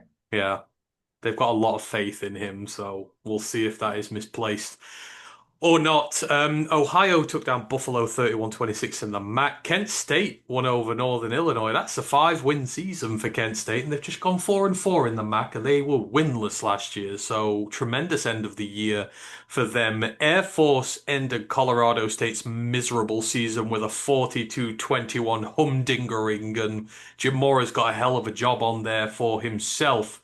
Georgia, Ryan, playing against their much smaller rivals, Georgia Tech, 16-9 winners. And when I say Georgia at number three in the national rankings is the most disgraceful ranking in the entire country, because they are not that good. They were going at 3.97 yards per play in this game. They didn't even get 85 yards passing through the air. They were bad on turnovers. Like Georgia Tech should be kicking themselves they weren't able to win this. They got a lot of opportunities too. They took the lead early. I mean, they were sort of at arm's length, but this thing was close late on. Um, it just Georgia looked piss poor in this. And Where's Georgia the Tech, Tech defense going to play that well again against Georgia? It's yeah, not, is it? Like I say, and the offense couldn't muster anything. It was pathetic. yeah. It And that just, is so sad too. Like I said, their season has ended horribly. Like, mm, and it looked like a team on offense devoid of all confidence after having their hopes shattered. yeah. Just couldn't G themselves up for it. And it wasn't. They could pass And the it doesn't ball. feel like a rivalry either. It feels No. like two teams that don't give a shit about each other. No, I mean they got chunk plays. King had 19 completions for 309 yards. Malik Rutherford had a 160-yard day on Just four felt like they got to red targets, zone, it just fell but apart, didn't it? Like it was they couldn't run the football. Jamal Haynes 7 carries, 12 yards. Malachi Hosley 3 carries, 6 yards. Like they're not even running at 2 yards per carry with the main running backs. That's your problem. You're having to settle for field goals when you do get down there. But I just don't think Georgia look that good this year. I know they've had some big wins in that, but they just something doesn't feel right with them. And I just think the first good team they meet in the playoffs is going to bounce them. like I say, Stockton has been fine, perfectly fine. Frazier, the run game has been so hot and cold. Defense up and down, like you say, yeah, they've been perfectly good. But as you say, they've not met that immovable object. No one's put Gunnar Stockton under that much pressure all year. All line has kept him clean, pretty much. Yeah. Someone could stop Georgia if they really wanted to. Oh, our Sheikah's out for tonight. Yeah. Shit. Oh, good Lord. Okay, that's interesting.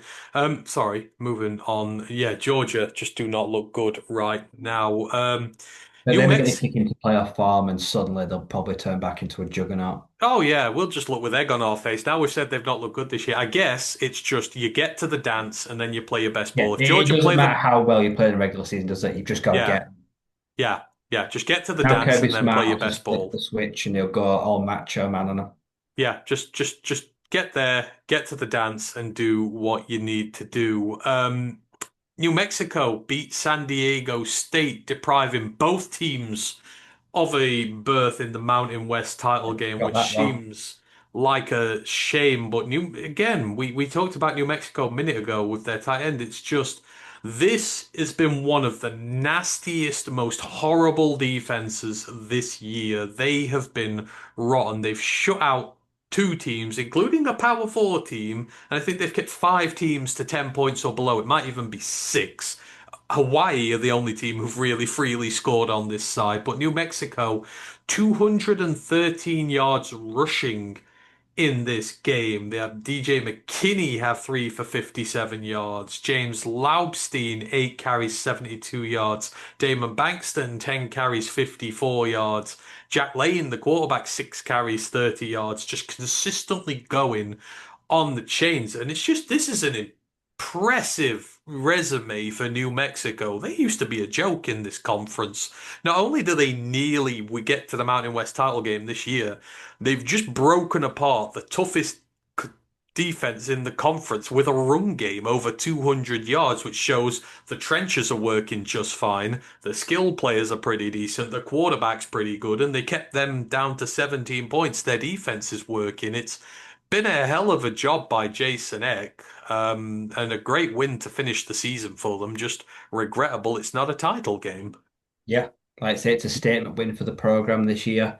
Eck fully deserves the extension he's got. It's just a shame that it took those regrettable few losses early in the season and cost them dearly because they'd have had a great chance at winning the title this year based off, like say, that defense, that run game. They were in a position where they could have won it all. But yeah, like I say, everyone stick around. Like I say, next year they'll be a heavy favourite going into preseason. Oh yeah, absolutely. They will. I want to see that performance from them going forwards. they've got to maintain the standard now. Got to maintain the standard, do it again, and you should be absolutely fine. In the American, North Texas walloped Temple 52 to 25, and just the casual 170 yards and four touchdowns for Caleb Hawkins, who's just not going to be a mean green player very longer. I mean, his numbers are absolutely insane this year, right? 193 carries, 1,216 yards, going at over 6 yards a clip, 23 touchdowns on the ground. He's got 28 receptions for 334 yards and a further three touchdowns. Overall this year, he's over 1,500 scrimmage yards. He's got 26 touchdowns. Mestamaker threw for like another 400 or something like that. He's broken all sorts of freshman records on this team. I mean, the dynamic duo, if I'd be shocked if neither of them or one of them isn't in Oklahoma State by the end here, but Caleb Hawkins is just a freak of nature this year. No one's talking about him, not like Jonty last year. This kid's a true freshman. Yeah, kind of come out of nowhere, and it wasn't a big recruit, wasn't very well known when he got to the program, and then yeah, but neither was Mr. Maker. Both of these two kind of say entered the season as unknown players, and they've left it sleeping giants. As you say, you got what can you offer them to make them stay? Like I say, they may get offers better than Oklahoma State. It's going to show. Like I say, it's going to choose them. Like I say, they're going to see how loyal they are. Like I say, they're going to have a chance. Like I say, if it's not this year, both of them go, but both of them will be moving on to bigger and better things at some point. Yeah. Yeah, oh yeah, absolutely they are. It's yeah. Well, we will see one of them again at some point very soon. On a much bigger scale. Like I wasn't going to put those in the discussion for like the new guys coming out of the box because everybody knows about these ones already. But yeah, they've just been absolutely sensational this year. Teams who haven't been sensational, like New Mexico, have not gotten to the Mountain West title game, which is a shame.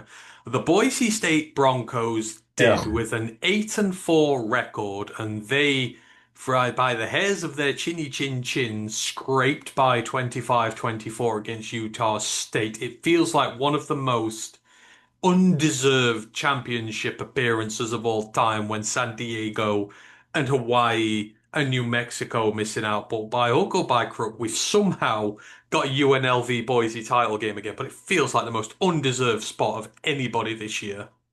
Yeah, they've been super mid all year, Boise State. And yeah, they're scraped by. by the skin of their teeth. Which is funny because now I expect them to probably just destroy the championship game. That's kind of thing they would do. They'll go out and remind everybody who they are now, and they're still top dog and the one to beat. But yeah, without like say Maddox Madsen and without John to like say they've really kind of say lost their juice. And they've still got around like say big guys like Ty. They've still got Ty Benefield and they've still got Guy Camper. Still got some big weapons, but yeah, they have struggled, like you say, especially in the offensive department this year. Mhm. Absolutely. They have in the Big Ten, any fears that Indiana might suffer a slip up on the road to Purdue were put to bed early. 56 to 3 winners, and Indiana were merciless, shoving the ball down Purdue's throat 37 times on the ground for 353 rushing yards, over 10 yards per rush. It was a first down every time they rushed the ball. Fernando Mendoza only had 8 completed passes for 117 yards, 2 tutties. His younger brother Alberto came in and did some damage as well. But I mean, it's not that Indiana have won a lot of games this year again, right? It's the way they've gone about it. They have, on paper, this is a mismatch, and they needed to treat Purdue with disdain. And they are at that higher level now that that's exactly what they did. They're doing what Ohio State do to the rest of the Big Ten, just absolutely mercilessly pummeling them. Oh yeah, I love it. That was just pure disrespect. There was no taking the foot off gas. They could have sat everyone at halftime with a Big Ten title game on the line, like don't risk anybody. Nope. We're going to come out like say we're going to kick the snot at you. We're going to run the score up, and we're going to leave the starters in till the very last chance to make a point. And yeah, absolute ruthless. Purdue, poor punching bags. Like I say, what a what a miserable program right now. The future is bleak. It is. It is not pretty at all. Yeah. They need to start from scratch and go again.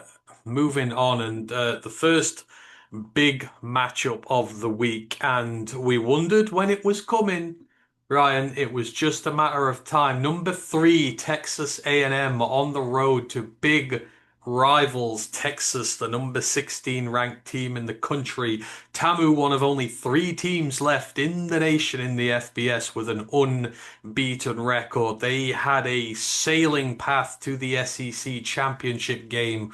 All they needed to do was beat their rival, who has looked less than impressive all season. And Texas A&M, they had the biggest turnaround in school history a few weeks back. You just thought, wow, this is the year when they're not going to screw it up. This is the year when everything is going to go according to plan. But what do we say, Rye?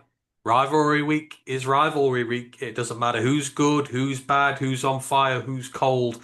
Everything out the window. The Longhorns absolutely desperate to ensure that Texas A&M don't make an SEC championship game under their watch. And what happens? They came to play and beat them 27 to 17 in a game where they started early. I mean, Tamu in the first half were pretty good. They were 10 and 3. They were 10-3 up at the half. Casey Concepcion, I hate him so much, but I love him. Had a good start to this game. He had a rushing touchdown just before the half. But then whatever Mike Elko said, or whatever Steve Sarkisian said to his team at the halftime interval, Tamu did not come out in the second half at all. 3 uninterrupted scores, 2 of them touchdowns for Texas, one to Ryan Wingo, one from Townsend to put them 20 to 10 up at the start of the fourth quarter. Tamu did come back. Emmett Smith, he had a rushing touchdown from 13 yards out to bring it to a 3-score game. But Texas went straight back down the field, and Arch Manning with a tremendous 35-yard rushing touchdown when Tamu just completely broke contain and were just completely fooled by him. Reduced it to a 10-point lead, and Tamu were not able to overcome that, and an interception thrown at the end was the dagger by Marcel Reed. He got picked off twice in this game. He didn't have the best game at all, and Texas win. And Tamu right there where they were. We thought they were gone. We thought this was the year it was it. Battered Aggie syndrome was a thing of the past. And just when you think maybe they've made it, there is the Tamu we know and love. The ones who choke right at the end. Now they have a chance to make amends in the playoff right away. They will have a playoff game, but they're going to be absolutely livid that they lost this, and you can tell that because at the end of it, when Mike Elko's doing his press conference and they're deliberately leaving the door open so he can hear Texas fans cheering, he goes absolutely apoplectic and says, "Shut the fucking door." Like you could tell this hurt Tamu something really bad, Ryan. Texas fans, oh, Christmas come early for them. Oh yeah, Texas to them, this was their national championship. Because like I say, if you can't make the big dance, the runner-up is always can you be the party pooper? And we've seen is every Power Four team that had one win to make the title game, they've all lost, haven't they? Mm, Pitt lost theirs, Georgia Tech lost theirs, A&M lost theirs, like I say, SMU lost theirs. All of these teams could have won a game to make a title game, and practically all lost. And it just shows that even against opposition, like pressure is a real thing when everything's on the line for you, not on the other side. Like I say, it does crazy things. Like I say, because we think about this A&M defense, but I mean, Quintravion Wise, and I just had to look. He loves playing Texas A&M. In 2 games, he has got 50 carries for 340 rushing yards. He's the kryptonite. And the Texas run game all year has been absolutely anemic. It did not exist. And then maybe against the best defensive front in the SEC, against a run maybe or the best defensive solid unit all year, Texas suddenly run wild. Like, what's that about? Elko's defense is just shit the bed. Like I say, and it let a team that cannot run the ball run all over them. And there's no defending that. It was a limp, lifeless performance. And now I think A&M are frail. I can see them being one and done, dumped straight out of the playoffs.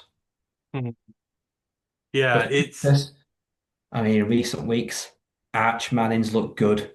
I've got renewed confidence in him. mm, Some of their players like Colin Simmons has stepped up in recent weeks.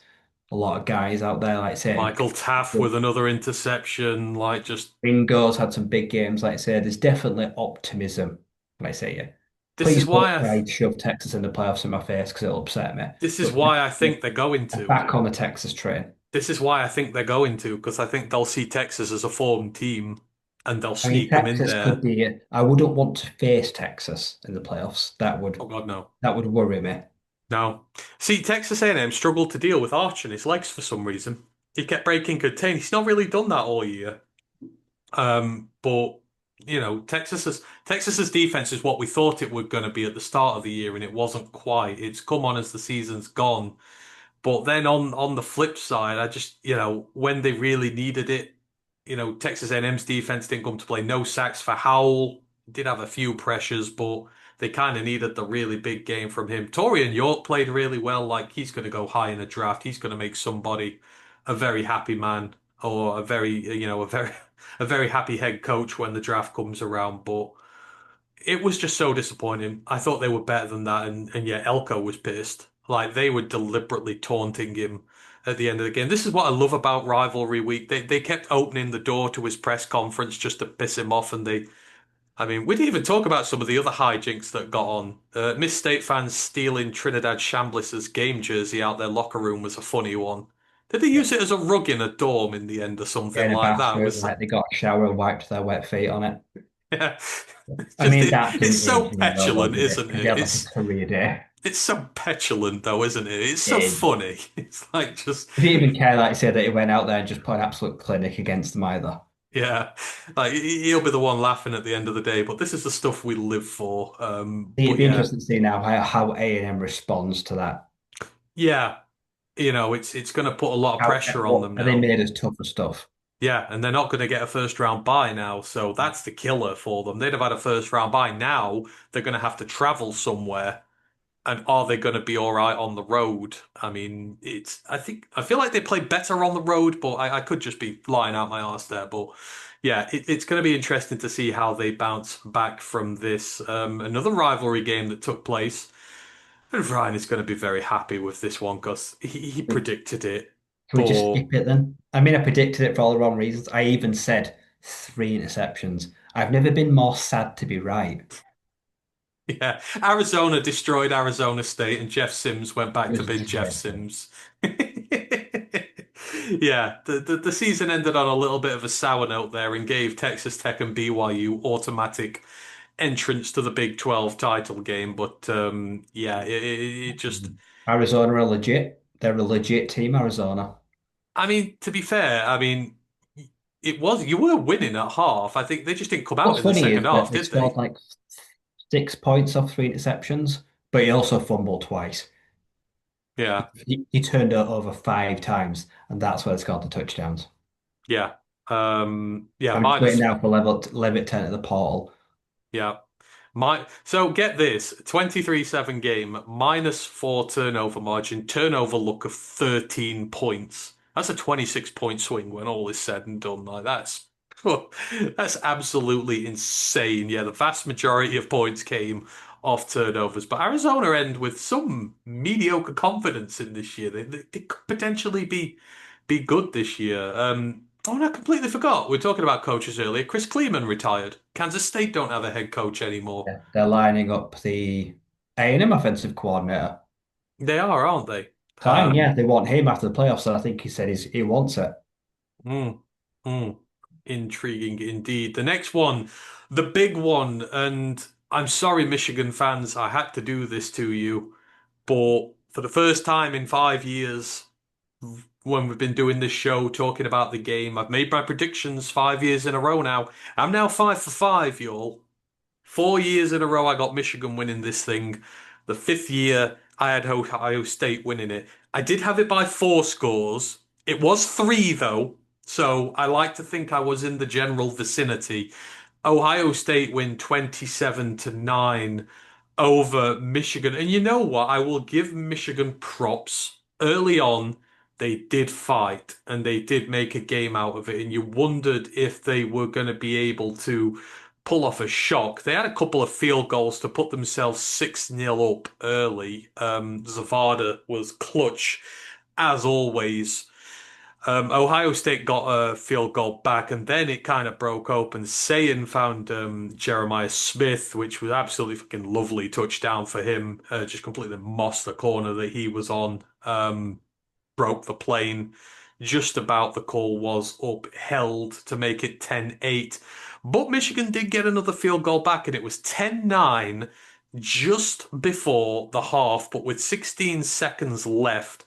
Sayin connected with Brandon Innis from 4 yards out to give OSU the touchdown going into half. It was 17-9 going in at halftime. And then again, like Texas A&M, the half happened and Michigan disappeared. 2 scores in the second half for Ohio State. Saying with a touchdown pass to Carnell Tate to start with, and then they tacked on a field goal for good measure in the second half. But Michigan's second half drive chart went 4 yards, 26 plays, punt, 7 plays, 29 yards, punt, 3 plays, -6 yards, punt, 3 plays, 5 yards, downs, and punctuated in between that was one of the longest drives ever from Ohio State. They had a 20-play, 81-yard drive that went 12 minutes. Took from 5 minutes left in the third quarter to just 8 minutes left in the game, all told. I think it was the drive that broke the camel's back, and for them to then go 3 plays and 6 yards just kind of said it all for them. Michigan poor. 163 yards of offense. That was it against Ohio State's 420. Bryce Underwood had 63 overall passing yards. He was 8 of 17 for 55. Only took one sack on the day. They got 107 yards on the ground. That was it. Sayin diced them up 233 yards and 3 touchdowns. So they did throw a pick to make it a little interesting. Bo Jackson had 117 yards on the ground, had good work there. Carnell Tate, Jeremiah Smith, all these guys worked. Michigan were under 4 yards per play. Ohio State were about six. It was kind of how we figured it was going to be, right? Ohio State have clearly been better this year, and there's a steel and resolve about this team now. 20 play drive over 12 minutes to just crush Michigan's spirit into the dirt and just dominate that second half. It was competitive in the first, but then the talent shone through, and the score was just probably should have been a little bigger. Yeah. I remember saying Bryce Underwood, just not ready. Like say through the air, inaccurate. But like say the pressure, he felt it all. Like say, I think it's the moment that you probably the light shone on him brightest this year, the game, and yeah, it was all too much too soon for him. And like saying he just couldn't get any momentum. And that second half, yeah, you could just feel the life force drain out of Michigan with every time they punted, knowing that they couldn't stop Ohio State for toffee. The clock just bled away. And the second half was felt like it was gone in an instant. It Yeah. really was a non-factor in general. So yeah, Ohio State, yeah, scoreline looked close, but they controlled large parts of that game. Like saying, yeah, they definitely deserve winners. And yeah, Sainz had a tremendous year. Even though he's been gifted one of the best receivers in football, he still played tremendously well for a young man following some huge footsteps that he's had to.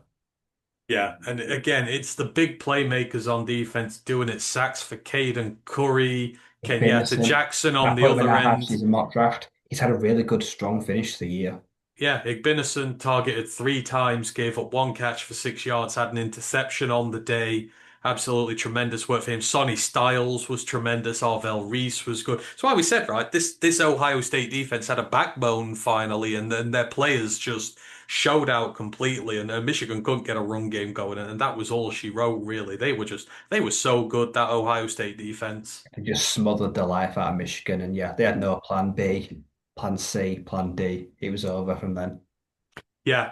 And we worried about Michigan's ability on the defensive line to get pressure. They got 5 pressures in the game. That was it. No sacks. Did have a couple of QB hits, but for the most part, Julian Sayin cut a figure that could have smoked a cigar and taken his time to dice Michigan apart. It was the trenches where it really came to fruition, which we saw. But that Michigan pass rush, Rye, was just absolutely non-existent, and their star, Derek Moore, just did nothing in regards to that. They needed him to have a big game, and he didn't. Nope. That's the one big, I mean, the portal, but also, like say, the recruiting class. They're a team we know that gets after the quarterback D line. They need to refresh it quickly if they're going to be a force to be reckoned with in the Big Ten next year. They need some instant high level additions to that line. Yeah, I know. I know you got like Savion Heiter and that coming, but you don't need another running back. You need some guys to block for them. So that's what you need to be recruiting. Got a Good four-star offensive receiver linemen. today, Flip, which will help them. Yeah, yeah. But yeah, and you need your defense, you need your trenches on both sides redeveloping because they just Rayshon Benny was ineffectual, Derek Moore was ineffectual. They're your 2 best players there. So yeah, Ohio State are legitimate this year, and I'm really looking forward to the title game. I think it's going to be absolutely fascinating.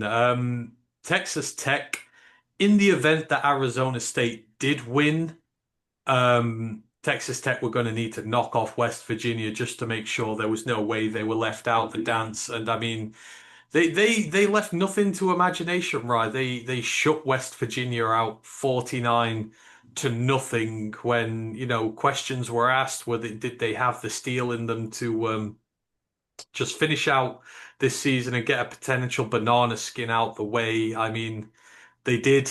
They gave West Virginia absolutely nothing. They only had 56-yard rushing. Lee Hunter and co. ate everything alive. Romello Height had a couple of sacks. The secondary was just absolutely locked down. And they didn't really need to be at their best either, which is the scary thing here, right? They just ran over Rich Rodriguez's crew.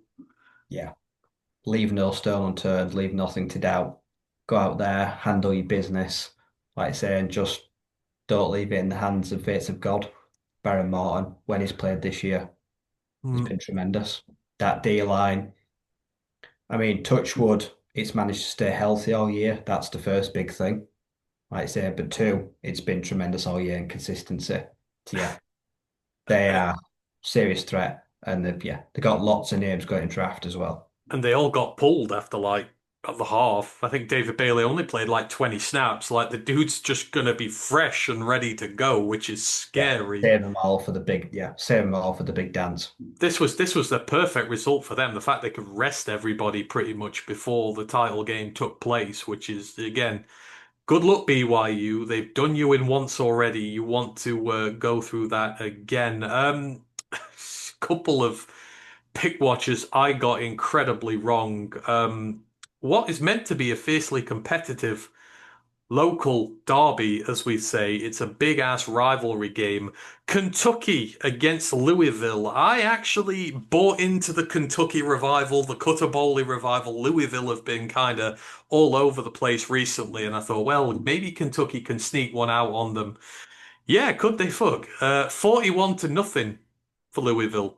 Kentucky had 137 yards of total offense. Bearing in mind they had 200 on the day, but they gave up 6 sacks for absolutely humongous amounts of loss, which kind of nullified everything that went on here. But I mean, this is just I mean, Louisville got so lucky. They had 4 fumbles, recovered every single one, and they could have given them up. But this is just a year Kentucky will want to forget. And they lost Bob Stoops. They've got the new guy now, but getting absolutely thwomped like this by Louisville is it's just what nightmares are made of. Yeah, it's the cherry on the cake of the final nail in the coffin. I couldn't think of a more prominent way for the Stoops era to end. Like I say, Louisville. I mean, if I'm them and I'm Jeff Brom, I can't be happy how the season ended. Go back a month ago, they were kind of like, say, an ACC front runner. They shit the bed, to be honest. Mm. For them, it's just another middle of the road year and probably replacing another quarterback. Oh yeah, 100%. Yeah, it's just not on. So yeah, they're gonna regret it entirely, big time. And then the other one I got really, really, really wrong. Pittsburgh, I thought were gonna go to the ACC championship game at home against Miami. Would Miami give them a little trouble? Maybe, but nothing they couldn't handle.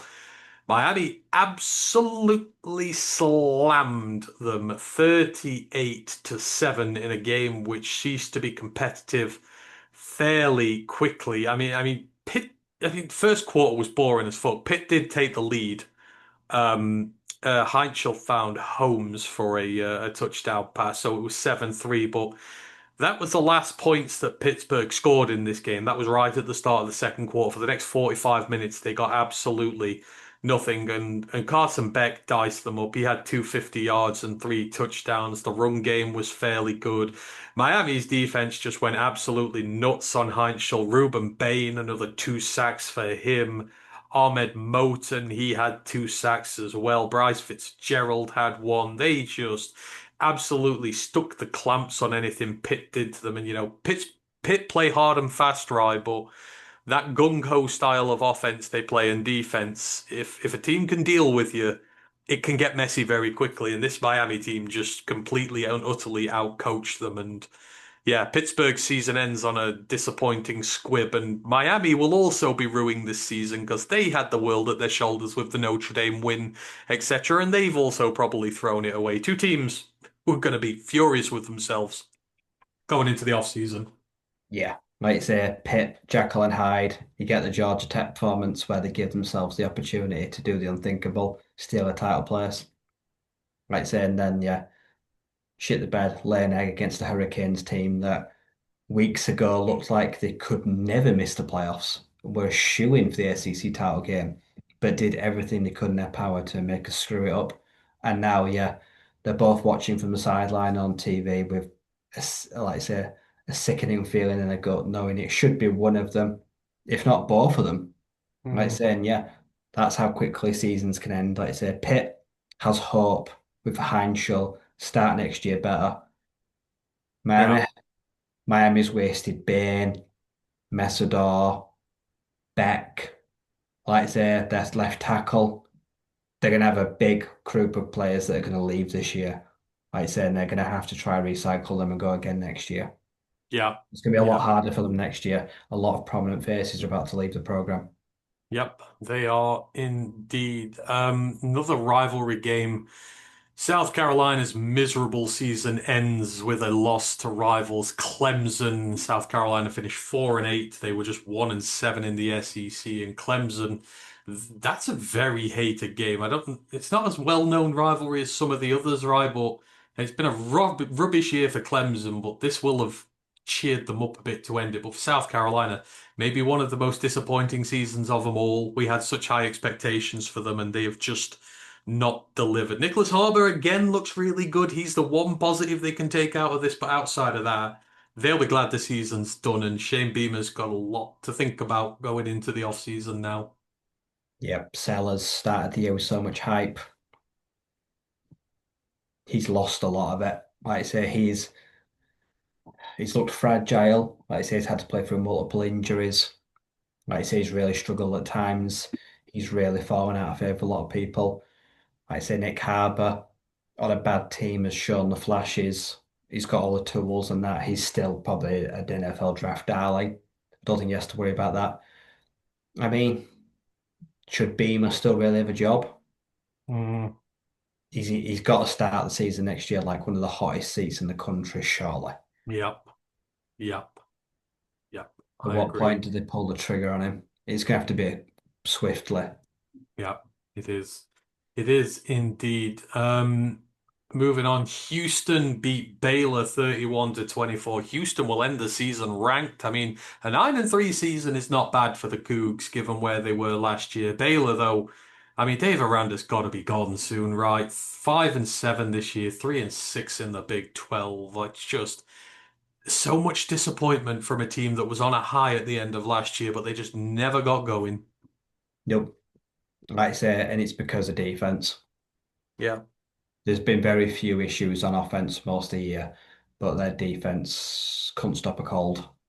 Nope. No, it could not.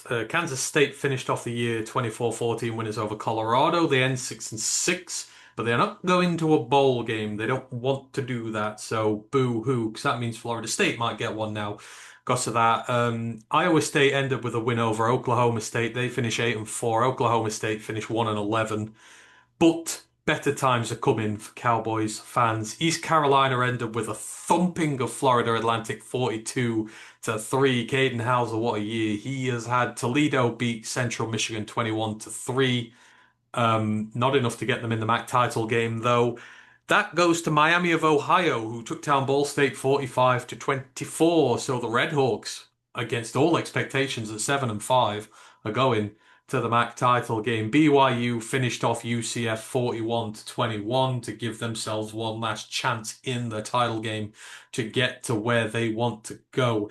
Delaware 61-31 winners over UTEP. Delaware's maiden campaign in the FBS ends 6-6. They're 4-4 in the CUSA. And Ryan's pick that he mentioned a few weeks ago, Nick Minakuchi, in terms of future prospects, ends the year throwing at 63% completion. 303 completions for him this year. 3,507 yards with 22 touchdowns and just 7 interceptions. I think he went second all time in terms of the best single season from a Only Delaware behind, I think, Joe quarterback. Flacco. Yeah, only Joe Flacco beat him on that. He got in front of fucking old Matt Nagy. He also had 10 rushing touchdowns, so responsible for 32 touchdowns and just 7 picks this year. I mean, phew, what a season for the Blue Hens quarterback, Rye. Yeah, they've had a tremendous year. Like I say, they've come up in a conference that is really tough. They've trusted their quarterback. He's come up, and yeah, he's the kind of quarterback that everyone, like say, is eyeing up in the portal. Could make Mm, himself a little bit, a little wedge of money. Like I say, he's proved that he can do it at the top now. So he could really have a chance to make a name at a state program. Yeah, the foundations for them are really good. Like I say, them and Miss State both have been great additions to that conference this year, and that just proves, like I say, that it can be done if you want to do it. And there are conferences out there where you can pretty much be instantly confident. Yeah, absolutely. You can. And sticking in the CUSA, Florida International destroyed Sam Houston 56 to 16. And that means, right, FIU finished 7-5 with a 5-3 CUSA record. And once again, Willie Simmons has never had a losing season as a head coach, all the way back to his HBCU days. Comes to an FIU team in complete and utter disarray. Yes, they've had some bad losses this year, but he's made a 7-win team. That's making lemonade out of, Aldi style lemons. Like it's just, that's a good job from him in year one. They'll get a decent bowl game and they can build on that for the future. He's on the verge of doing something special there, maybe. Yeah, like you say, he's there. He's got the chance to, like I say, really sustain himself and like I say, maybe team program history and make a name for himself long term. So yeah, he's got him in a good place. They're heading in the right direction. Just about, like I say, kind of finishing the job. Yeah, Like I say that'll come with experience. it will indeed. Georgia Interesting Southern, update in UAB. They've changed their mind. They've promoted Alex Mortensen. have they actually? Yeah, it's just come through now. All right, so forget all that bit about UAB earlier. No Presbyterian head coach. They've seen that. I guarantee they've been reading Twitter. That is fan power, folks. UAB have reversed it. I mean, how do you feel now if you're the Presbyterian head coach going back to Presbyterian, going, "Hey guys, Yeah. you Sorry, all I right?" interrupted you. That must be awkward going back there now. Like, oh well, I'm not going anywhere. Let's go again. You might be without a job. That's not fair on him, though. Like, that's not his I'd fault. imagine they're welcome back with open arms after a He's good. been offered that job there, and obviously it's a step up for him. It's a big one. Like that's not his fault. That's mean from UAB. But anywho, yeah. So new head coach, well, same head coach for them. Georgia Southern beat Marshall 24 to 19. Jacksonville State. Oh, what a close one against Western Kentucky. 37 to 34 winners. This was to decide who went to the CUSA championship game, and we wondered with the clash of styles and that what would turn out. But we both picked Western Kentucky. We believed in Maverick McIver and the air raid. And I mean, it wasn't Maverick McIver because he's hurt right now, but Western Kentucky put up a hell of a fight, right? I like to think we were kind of justified in it. I feel like if they'd have had McIver, they'd have done it. They were 28-17 up just before the half. Jacksonville State had a dagger just before half where they got a touchdown back, but this was an absolutely tremendous game. 1,000 yards of offense, 100-yard rushers and receivers all over the place. Caden Creel and Cam Cook just look unstoppable right now, but Western Kentucky are heading in the right direction. They're not the pushover team they used to be in terms of how they play an 8-win season. They're 6-2, but tremendous game to decide who goes. Yeah, like I say, and to do it without your starting dynamic air raid, big arm quarterback, that's really impressive. Like I say, the backup has filled in admirably in the year, and all that good work done at the start season. It's good to see it's not been in vain. And Kentucky find ways to win, still playing a one-dimensional brand of football. I have to give them Yeah, credit to it. yeah. Teams know what they're going to do and still fail to stop them on a regular basis. Yep, and it is a tough assignment for their opponents this week. Louisiana Tech finished with a 42-30 win over Missouri State, but we talked about Delaware finishing 6-6, 4-4 in their maiden campaign up. Missouri State went one better. They finished 7-5. They went 5-3 in the CUSA. I mean, we say Delaware's campaign's good. Missouri State's has been tremendous for the most part. This will knock a bit of the shine off it, losing to Louisiana Tech, but both these teams, I reckon, would have taken these had they been offered it at the start of the year, these records. I think they can both hold their hands really high. And Missouri State's head coach is hot property right now on the coaching circle. Yep, they can both go into next season with tons of optimism, proving that with little experience under their belts, they can be competitive straight away, and that they should both really be looking to take the next step and be in the mix for yeah conference titles. Like saying, yeah, their head coaching staff and the staff in general will definitely be started to get a bit of chat around coaching circles in future years. They've shown that they're more than capable of making a step up, and that starts on the sidelines. Absolutely. Old Dominion end with a win over Georgia State, 27 to 10. Georgia State, rotten year, 1 and 11, 0 and 8 in the Sun Belt. But Old Dominion, 9-win season for them, right? 9 and 3. I don't know why Ricky Ryan's not been getting any love in this coaching cycle. He's taken this Dominion team that was quite frankly a laughingstock when he took it over, and they are a perennial bowl team now that are etching up towards Sun Belt Championship contention. It's one of the better builds done. I'm shocked there's no interest in him, but this is a wonderful year for ODU. Yeah, like I say, shame QB's gone, but I think he's deserved the right by being put in a great scheme Mm, to prove, like I say, show off his talents there and show that, yeah, it can get done there. I'm with you. Like I say, these G5 teams that have just lost their coach to the SEC, Ricky Ryan, like I say, give him, like I say, maybe it's a sideways moving money, but if you give him a team that's got more money, bit more mm. NIL, bit more bang for its buck, he could really, like I say, make an impact at that level and potentially lead him to a conference title. Yeah, Feels like absolutely only it a matter could. of time before he outgrows a fairly Yeah. minuscule program with, I mean, the financials can't be there.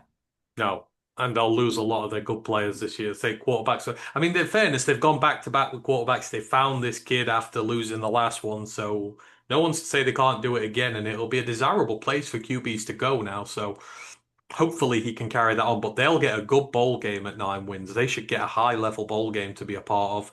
Arkansas State beat App State 30 to 29. Boston College won the toilet bowl in the ACC. They went 34-12 winners over Syracuse. Both teams finished 1 and 7 in the ACC, which kind of epitomizes where the conference is at now, right? Syracuse and Boston College. A healthy ACC has both them teams been good, and both of them are very far from that right now. Yep. I think Syracuse is regretting that Fran Brown hire pretty quickly. Maybe. Yep. Yep. Maybe. Um, BC have a new athletic director, though. They've got some more money coming in, so hopefully they can turn it around next year. Middle Tennessee end the season 31-24 winners over New Mexico. Louisiana win the rivalry game against ULM 30 to 27. Texas State dropped nearly a 50 burger on South Alabama to somehow finish 6 and 6 after their rotten start to the year. UAB beat Tulsa 31 to 24.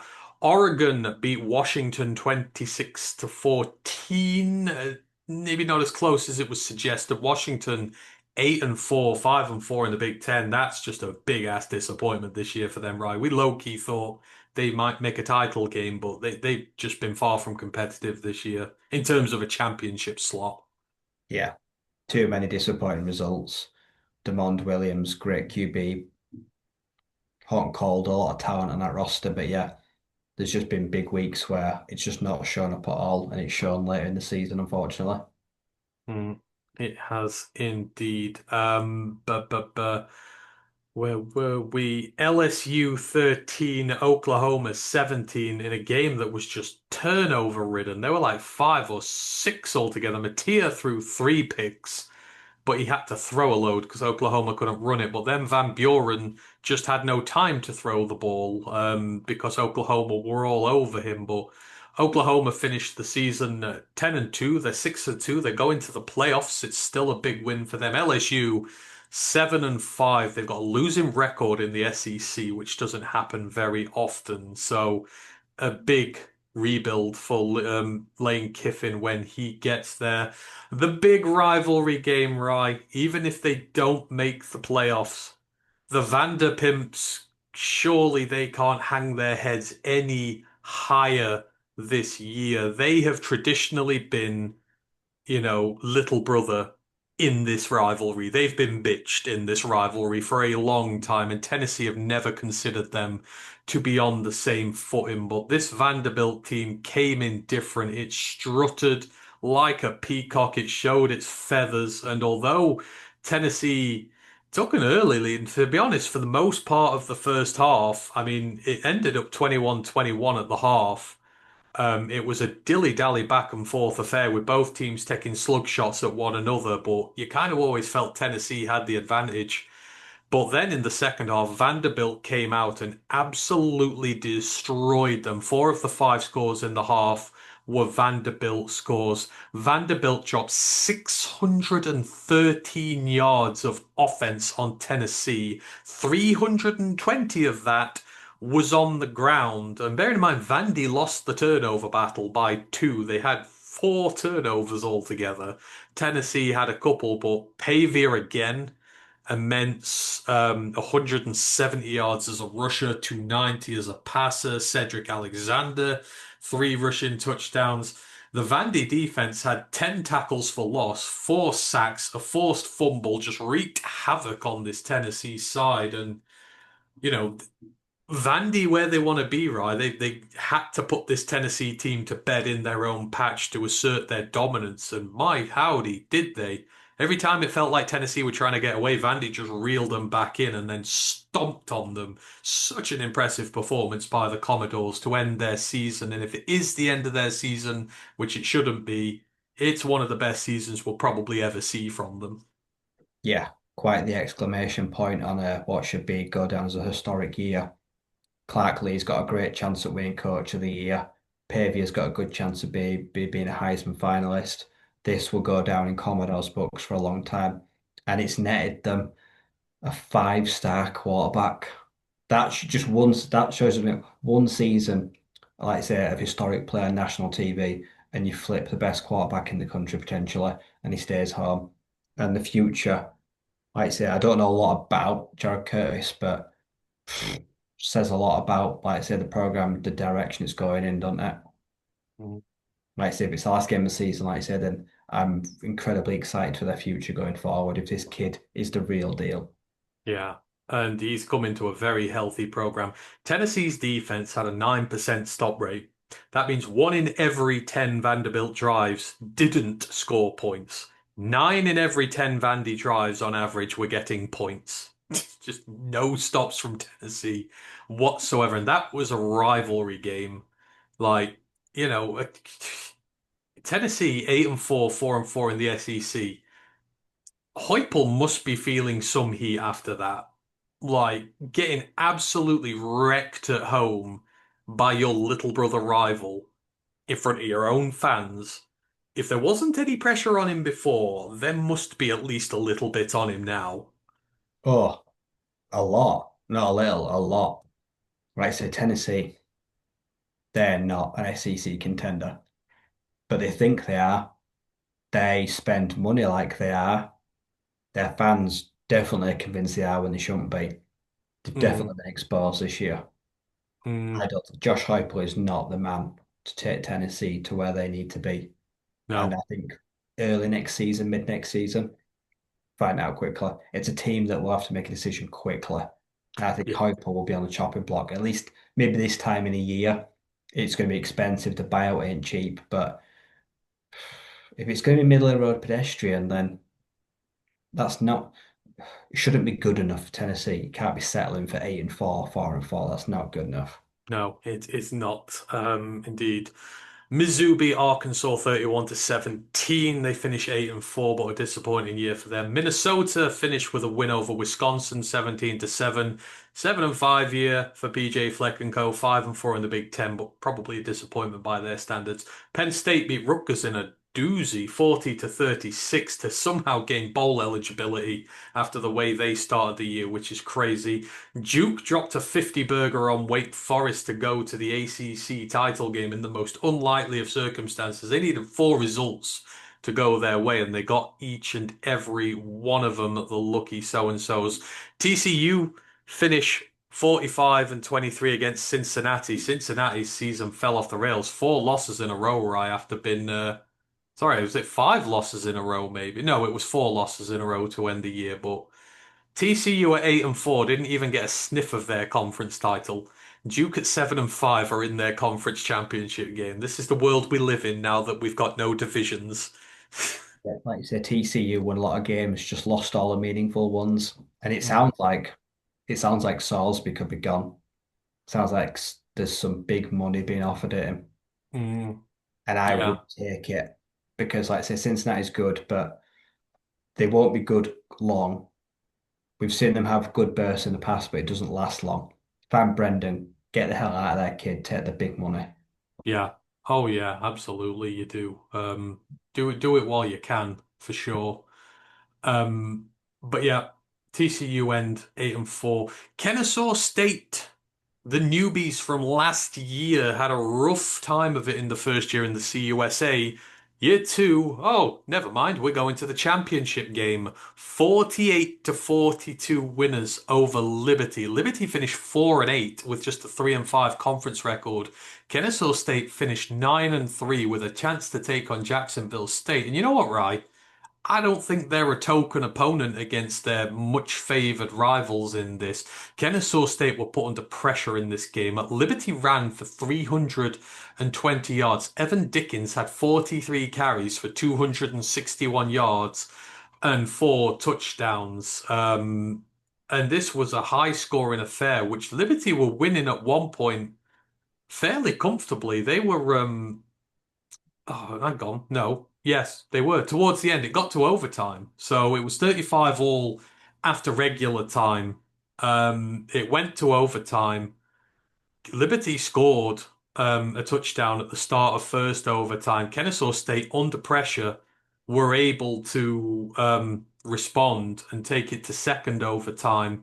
And Kennesaw State got the winning drive. Christian Moss with the winning with the touchdown there. But I mean, it's hella steel, right? Liberty are not the team that they once were, but Kennesaw State are the newbies who had an awful year last year, and for in the space of 12 months, for them to go into championship contention, and at the time they didn't know what their fate was, because if Western Kentucky would have won, a loss here would have knocked them out. So as far as they were aware, they needed to win this. They get dragged deep and dirty against the Liberty team that's playing the best it has all year, and they grind out a win in second overtime. Like, this is just so impressive from them. And Jerry Mack, the head coach, has rightly got one of the Coach of the Year awards down there. Like, no one saw a turn like this for them coming, but this is a big result, which shows they deserve to be in that title game. Yeah, like say they went in the intention, like say we've got to win, we can't have anything. And credit to Liberty, terrible year, a program that's fallen off a cliff. They dragged them into hell every time they tried to pull away, clawed them right back. In the end, like I said, opportunities to win, settled for overtime. But yeah, the best teams, the well-coached teams, the teams, like I said, that have got a lot of discipline and stamina when they get to overtime, they're usually the ones that get to seal the job done. Like I say, and they're the ones for those victors. Yeah. But yeah, that kind of whole 5 quarters showed you their title credentials and just how well they are developed and ready for the next step. So yeah, they've got a chance to go ahead and like I say, be a household name in that conference and maybe another conference for years to come now, hopefully. Yes, you do indeed. The Sun Belt.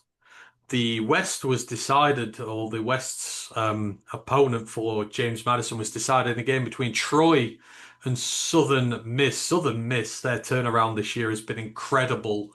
But Troy, the savvy veterans who've been there and done that, 28 to 18 winners. Southern Miss gave themselves a chance late on with a touchdown pass, but then like the first play of the next drive, Troy just drove it 75 yards in one play and got the touchdown to go 10 points back up again. And the Trojans, right, returning back to where they've been a lot in recent years. They've had a fall off. I mean, this is still a wonderful year for Southern Miss and Charles Southlight. That program was dead and buried. The fact they're so competitive quick bodes well for the future. But Troy are going to be the opponents for James Madison, and you would never discount them given their history of winning. No, Troy gets back playing Troy football, defensive football. Like I say, defense wins championship. And like I say, you get a clash of styles, get JMU's, like I say, high scoring offense. You get that Troy defense that can stifle any opponent when it wants to slow them down. It's going to be interesting tackle game. But yeah, don't take away from Southern Miss that great year, big turnaround. Like I say, we're probably just delighted to even be given a chance going into the final week of the season. They'll be back. The players all bought into Huff. Like I Yeah. say, yeah, very interesting year for the Sunbelt. But yeah, I mean, yeah, if you're looking for a big upset on championship weekend, you're probably not looking much further than Troy. Nope, you would never count them out at all. Army, 27-24 winners over UTSA, and the 6-year streak is dead. UTSA have not lost at the Alamodome since 2019 to a conference opponent, and the Army Black Knights are the one who break that record. They are 6-5 on the year. They've still got to play the Navy game, which is the one that matters to them, but bowl eligible for Army at least after the American Championship last year. James Madison twatted Coastal Carolina 59-10, hence why Beck got fired. Florida destroyed FSU 40-21 in the rivalry game. A miserable year for Florida State ends with a loss to a 3-win Florida side. Washington State tore apart Oregon State 32-8 in the Pac-12 no man's land teams. Virginia beat Virginia Tech 27-7 to secure their spot in the ACC title game. Michigan State ended with a 38-28 win over Maryland, so 4-win season for them. South Florida took over their frustrations of not getting to the American title game by dropping 52 on Rice. USC dropped 29 on UCLA, 29-10 winners. Tulane shut out Charlotte 27-0. Illinois beat Northwestern 20-13. NC State, go Wolfpack, destroyed UNC 42-19. UNLV beat Nevada 42-17. Notre Dame took apart Stanford 49-20. Fresno State took apart San Jose State 41-14. Hawaii beat Wyoming 27-7. The Rainbow Warriors, Ryan, 8-4 and 5-3 in the Mountain West. That was the breakthrough season they were looking for, and now they've just got to keep those standards up, but they've broke their ceiling at last. Yeah, like I say, it's the least they deserve as well. Had a tremendous season. They've been in and around the mix all year. Like I say, it's great that they close out really well. Like I say, and they've got themselves a fun ball game as well. Like I say, they've had the first one announced today, which should be a very good spectacle against Cal. Yep. Two high-powered offenses that should probably put on a bit of a show. Yeah, I'm looking forward to that. Hopefully, Hawaii can seal it with a bowl win. And then the last one of them all, the Iron Bowl took place. Alabama, Auburn. Auburn had the chance to play ultimate spoilers to their local rivals, but they did not, alas. 27-20 was the Alabama margin of victory. They went 17-0 up quite early. It looked like it was going to be fair, a lopsided Iron Bowl. But Auburn hit back. They got 2 scores before the half. They were just touchdown field goals, so they were 17-6 down at half. But then Malcolm Simmons had a huge touchdown reception from Ashton Daniels to bring it within 4. Bama kicked a field goal to go 7 up, but at the start of the fourth quarter, Jeremiah Cobb had a rushing touchdown to bring it level and to really stoke fears that maybe Bama were going to lose the Iron Bowl and Auburn were going to stick the foot into them. But alas, they weren't. They were able to force a punt, but then Ashton Daniels threw a back-breaking interception, which did the team down. Then they fumbled it after a long-ass drive. They just kept turning the ball over, and eventually Alabama got the winning touchdown with 4 minutes to go. Isaiah Horton continuing his fantastic year with another touchdown, but. Auburn turnovers, right? Alabama committed none. Auburn did in vital situations, and that's the difference between winning and losing these rivalry games. But they were competitive, but just it's the same old them making the bad mistakes. Yeah, sums up their season really. Bama partially there for the taking, left the door open, couldn't accept the invitation when it really mattered most. Like I saying, that's the difference between a winning record, losing record, bowl game, no bowl game. Like I say, not getting your head coach fired. Like saying, yeah, fine margins, and in the end, Auburn all year it's come down to margins. The turnovers have just been too costly all season. Yeah, they're 180 yards more offense than Alabama. They dominated statistical categories. They just turned it over and wasted that excess. But yeah, Bama kept alive their playoff hopes, and they're probably in at this point. Right, that is everything from week 14. So we end today with a little look ahead at Championship Week and what is going on in the final pick watch of the year, which has big implications. And Ryan, you're hovering. You are exactly 500, so you just need a net neutral result this week, and you're going to end with 500 or above. So this is gonna, this is the No big pressure. one. No pressure whatsoever, but let's just go through it. I will go into more detail, but we've been going for hours now. We can only do so much on these. So, yeah, we're going to start off with the SEC title game, Georgia versus Alabama. It is a neutral site. I believe they play at Mercedes-Benz in Atlanta, the SEC do. Or I could be wrong, but I think they do. Yeah, I think they always do, yeah. But yeah, Georgia versus Alabama. Neither team has shown their best foot this year. Georgia have lost less, but they've looked more pedestrian. Alabama have had more impressive wins. You'd think, with the exception of a Georgia blowout win here, both teams are going to the playoffs. But who's going to take the title out of these two for 2025?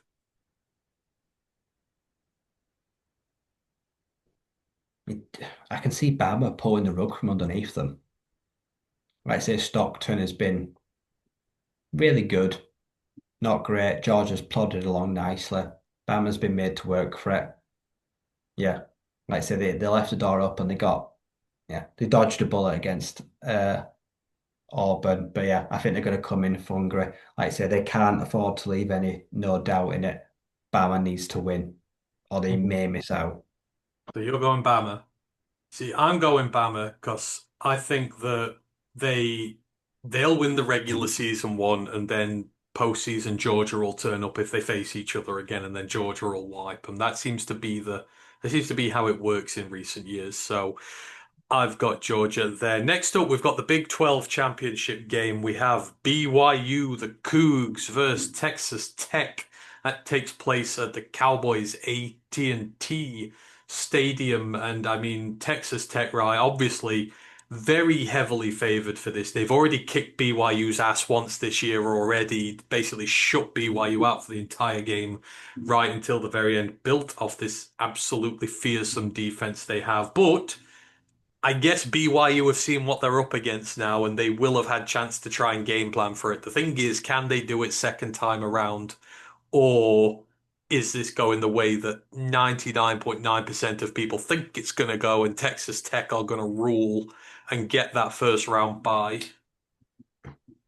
No chance for BYU. Barry Morton's now perfectly healthy again.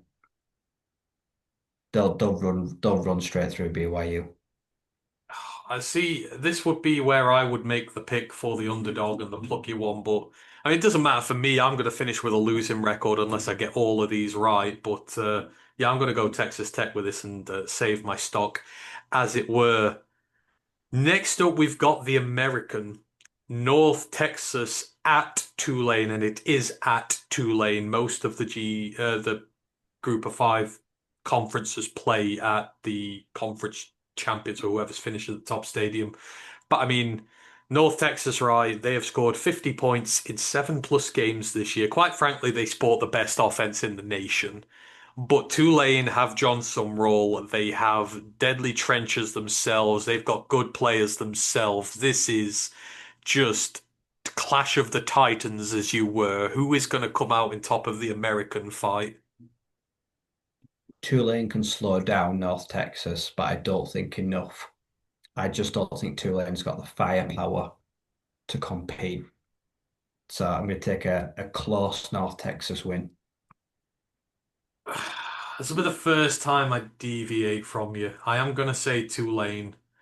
I would like it just because I want some role to end with a championship there. That'll be 3 titles in 5 years for him otherwise, on his way to Florida. But if North Texas win, I wouldn't mind that either. We got the CUSA championship game, Kennesaw State at Jacksonville State. And as we've just talked about, right, Kennesaw State are not they're not the trophy bridesmaid at this. They're not there just to make it all look flowery and pretty. They're there to fight and they're there to take a legitimate shot at Jacksonville State, but they've got to find a way to stop this rushing offense, and they've just given up 320 on the ground to Liberty. Would make you feel it's going to be a tough day for them, but they've got nothing to lose. This is a free shot for them. They can throw the kitchen sink and more at this. And if they lose, they do so with dignity because this is still a fantastic season otherwise. Do they have the Cinderella story in them this year to go from basically winless last year to winning the conference this year? Or is Jacksonville State going to go back to back? They've already played each other this year, haven't they? Yeah, and Jack State won, didn't they, regular not by season? much. I Yeah. think it was close. That's what leads me to believe Kennesaw State have seen what they need to do and they can formulate a plan to get the reverse. No, it was 35-26. I take back. So, I mean, it's what, a 9 point game. Give me Kennesaw State. Okay. We're going to go for the Kennesaw State upset. I am going to stay with Jacksonville State for this one.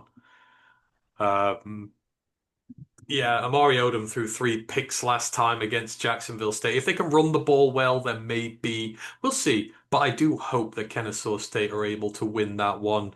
We've got Sun Belt title game next, and all conquering, almighty James Madison are at home against the Troy Trojans. But you would say if there was one team in the conference who did have the defense to slow them down and also have the nous, because they will have players who've been in championship games before. They've had staff who've been there. It's a team accustomed to winning. They've got the experience edge in this circumstance, but James Madison quite clearly have the better team. Will JMU finish this one off for good and just put the Sun Belt to the absolute sword? I think they'll struggle. I think Troy will frustrate them, but I just think JMU's got too much on the offensive side of the ball. Yeah, I'm the same.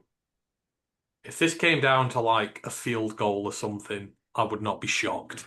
It'd be like a 2017 game or something like that. That is what I would predict. So, yeah, we've got that. The battle of the undeserveds in the Mountain West, UNLV at Boise State. Obviously, we've played this record several times before, and it never ends well for UNLV. Dan Mullen in his first year at UNLV. Can he take home the mountain crown, or are No. Boise somehow going to just jam their way to a title they completely don't Yeah, deserve? they're going to jam a conference title down my throat when I don't think they deserve it. You know what? I've always unapologetically picked UNLV, so I'm going to stick with it. And hopefully, this is like third time lucky or whatever it is. But yeah, that's disgusting. That one is Miami of Ohio versus Western Michigan. An interesting one in the MAC. We haven't really focused on the MAC as much this year. But obviously, Western Michigan stood tall on their own at the end. They were 7-1 in conference. They were 8-4 overall. Obviously, this is played at Ford Field. It's the one group of conference otherwise that isn't, which is maybe to their detriment because they are a 5-1 team at home, and Miami of Ohio are 3-3 on the road. But that's out the window here. But the Redhawks have been there and done that, right? The Broncos have not in recent years. This also kind of feels a bit like Boise, where you feel like Miami of Ohio don't really deserve to be in there. But now that they're there, they're more than capable of winning this. But will Western Michigan shock and take this one? See, I think since losing to Quan Finn and Henry Hessen, he's not looked good. It feels like Miami Ohio's stumbled into a title game. I just don't think Hessen can put it together with the big lights of Ford Field on him. So I'm going to take the Western Michigan upset. They're going to complete the start of the dream season. You know what? I'm going to go with you. I'm going to say that they can get it done as well.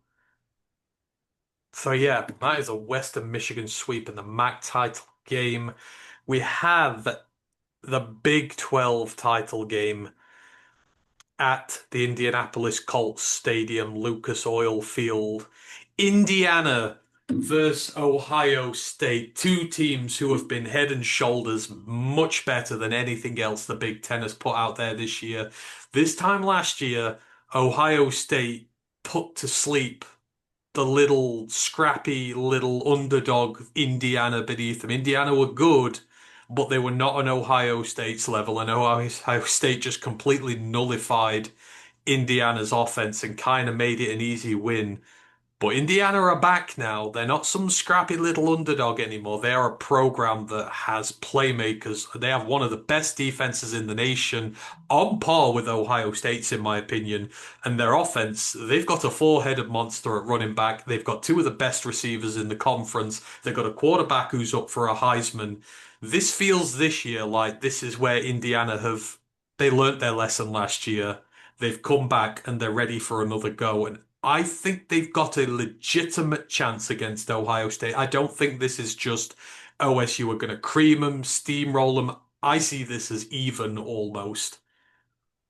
Is there any way, in your opinion, that Indiana cause what would be the biggest upset of the season by far and win the Big Ten, or is this Ryan Day's crown this year?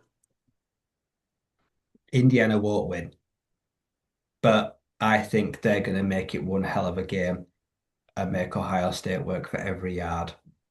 Like I say, and in the end, I think they will stick there and be competitive the whole way through, but fall short. I think Ohio State have been there, done it. Will be able to find a way to close it out late. You know what? I'm doing it. Indiana to win. I think their defense can shut down what Ohio State do, and I think they can go and win this.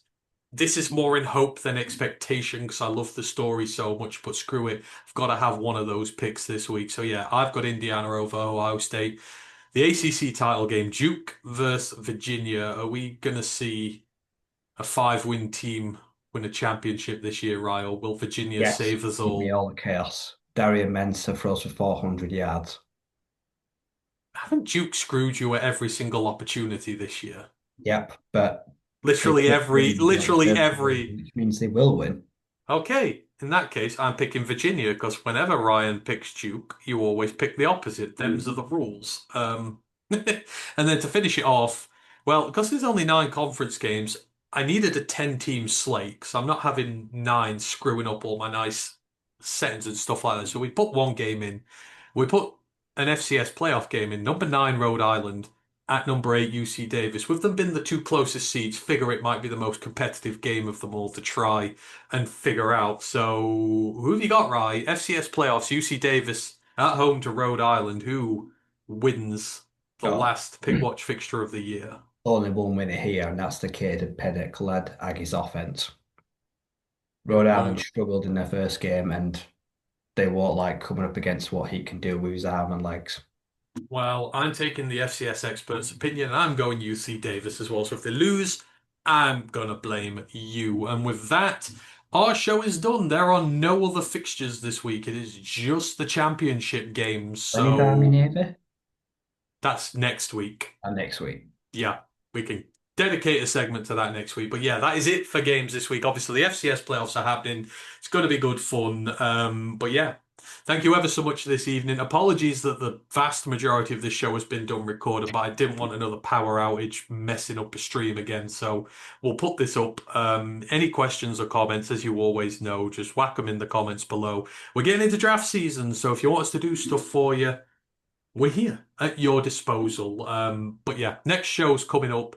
By the time this goes out, probably the Lions Cowboys game will be done, but the review shows and everything will be coming up soon. Me and Ryan will be back next week to discuss championship game week and to discuss the playoffs and what is going off with the playoffs. The Heisman candidates should be announced by then as well. So we have a lot to go through as always. But yeah. Anything else you want to mention before we get out of here, Ryan?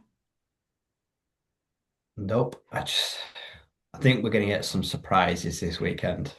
I You do. don't expect. I do. If Indiana win, I am going to be cock a hoop for the rest of the year. Absolutely. But yeah, it's going to be good fun. So we will see you on the flip side.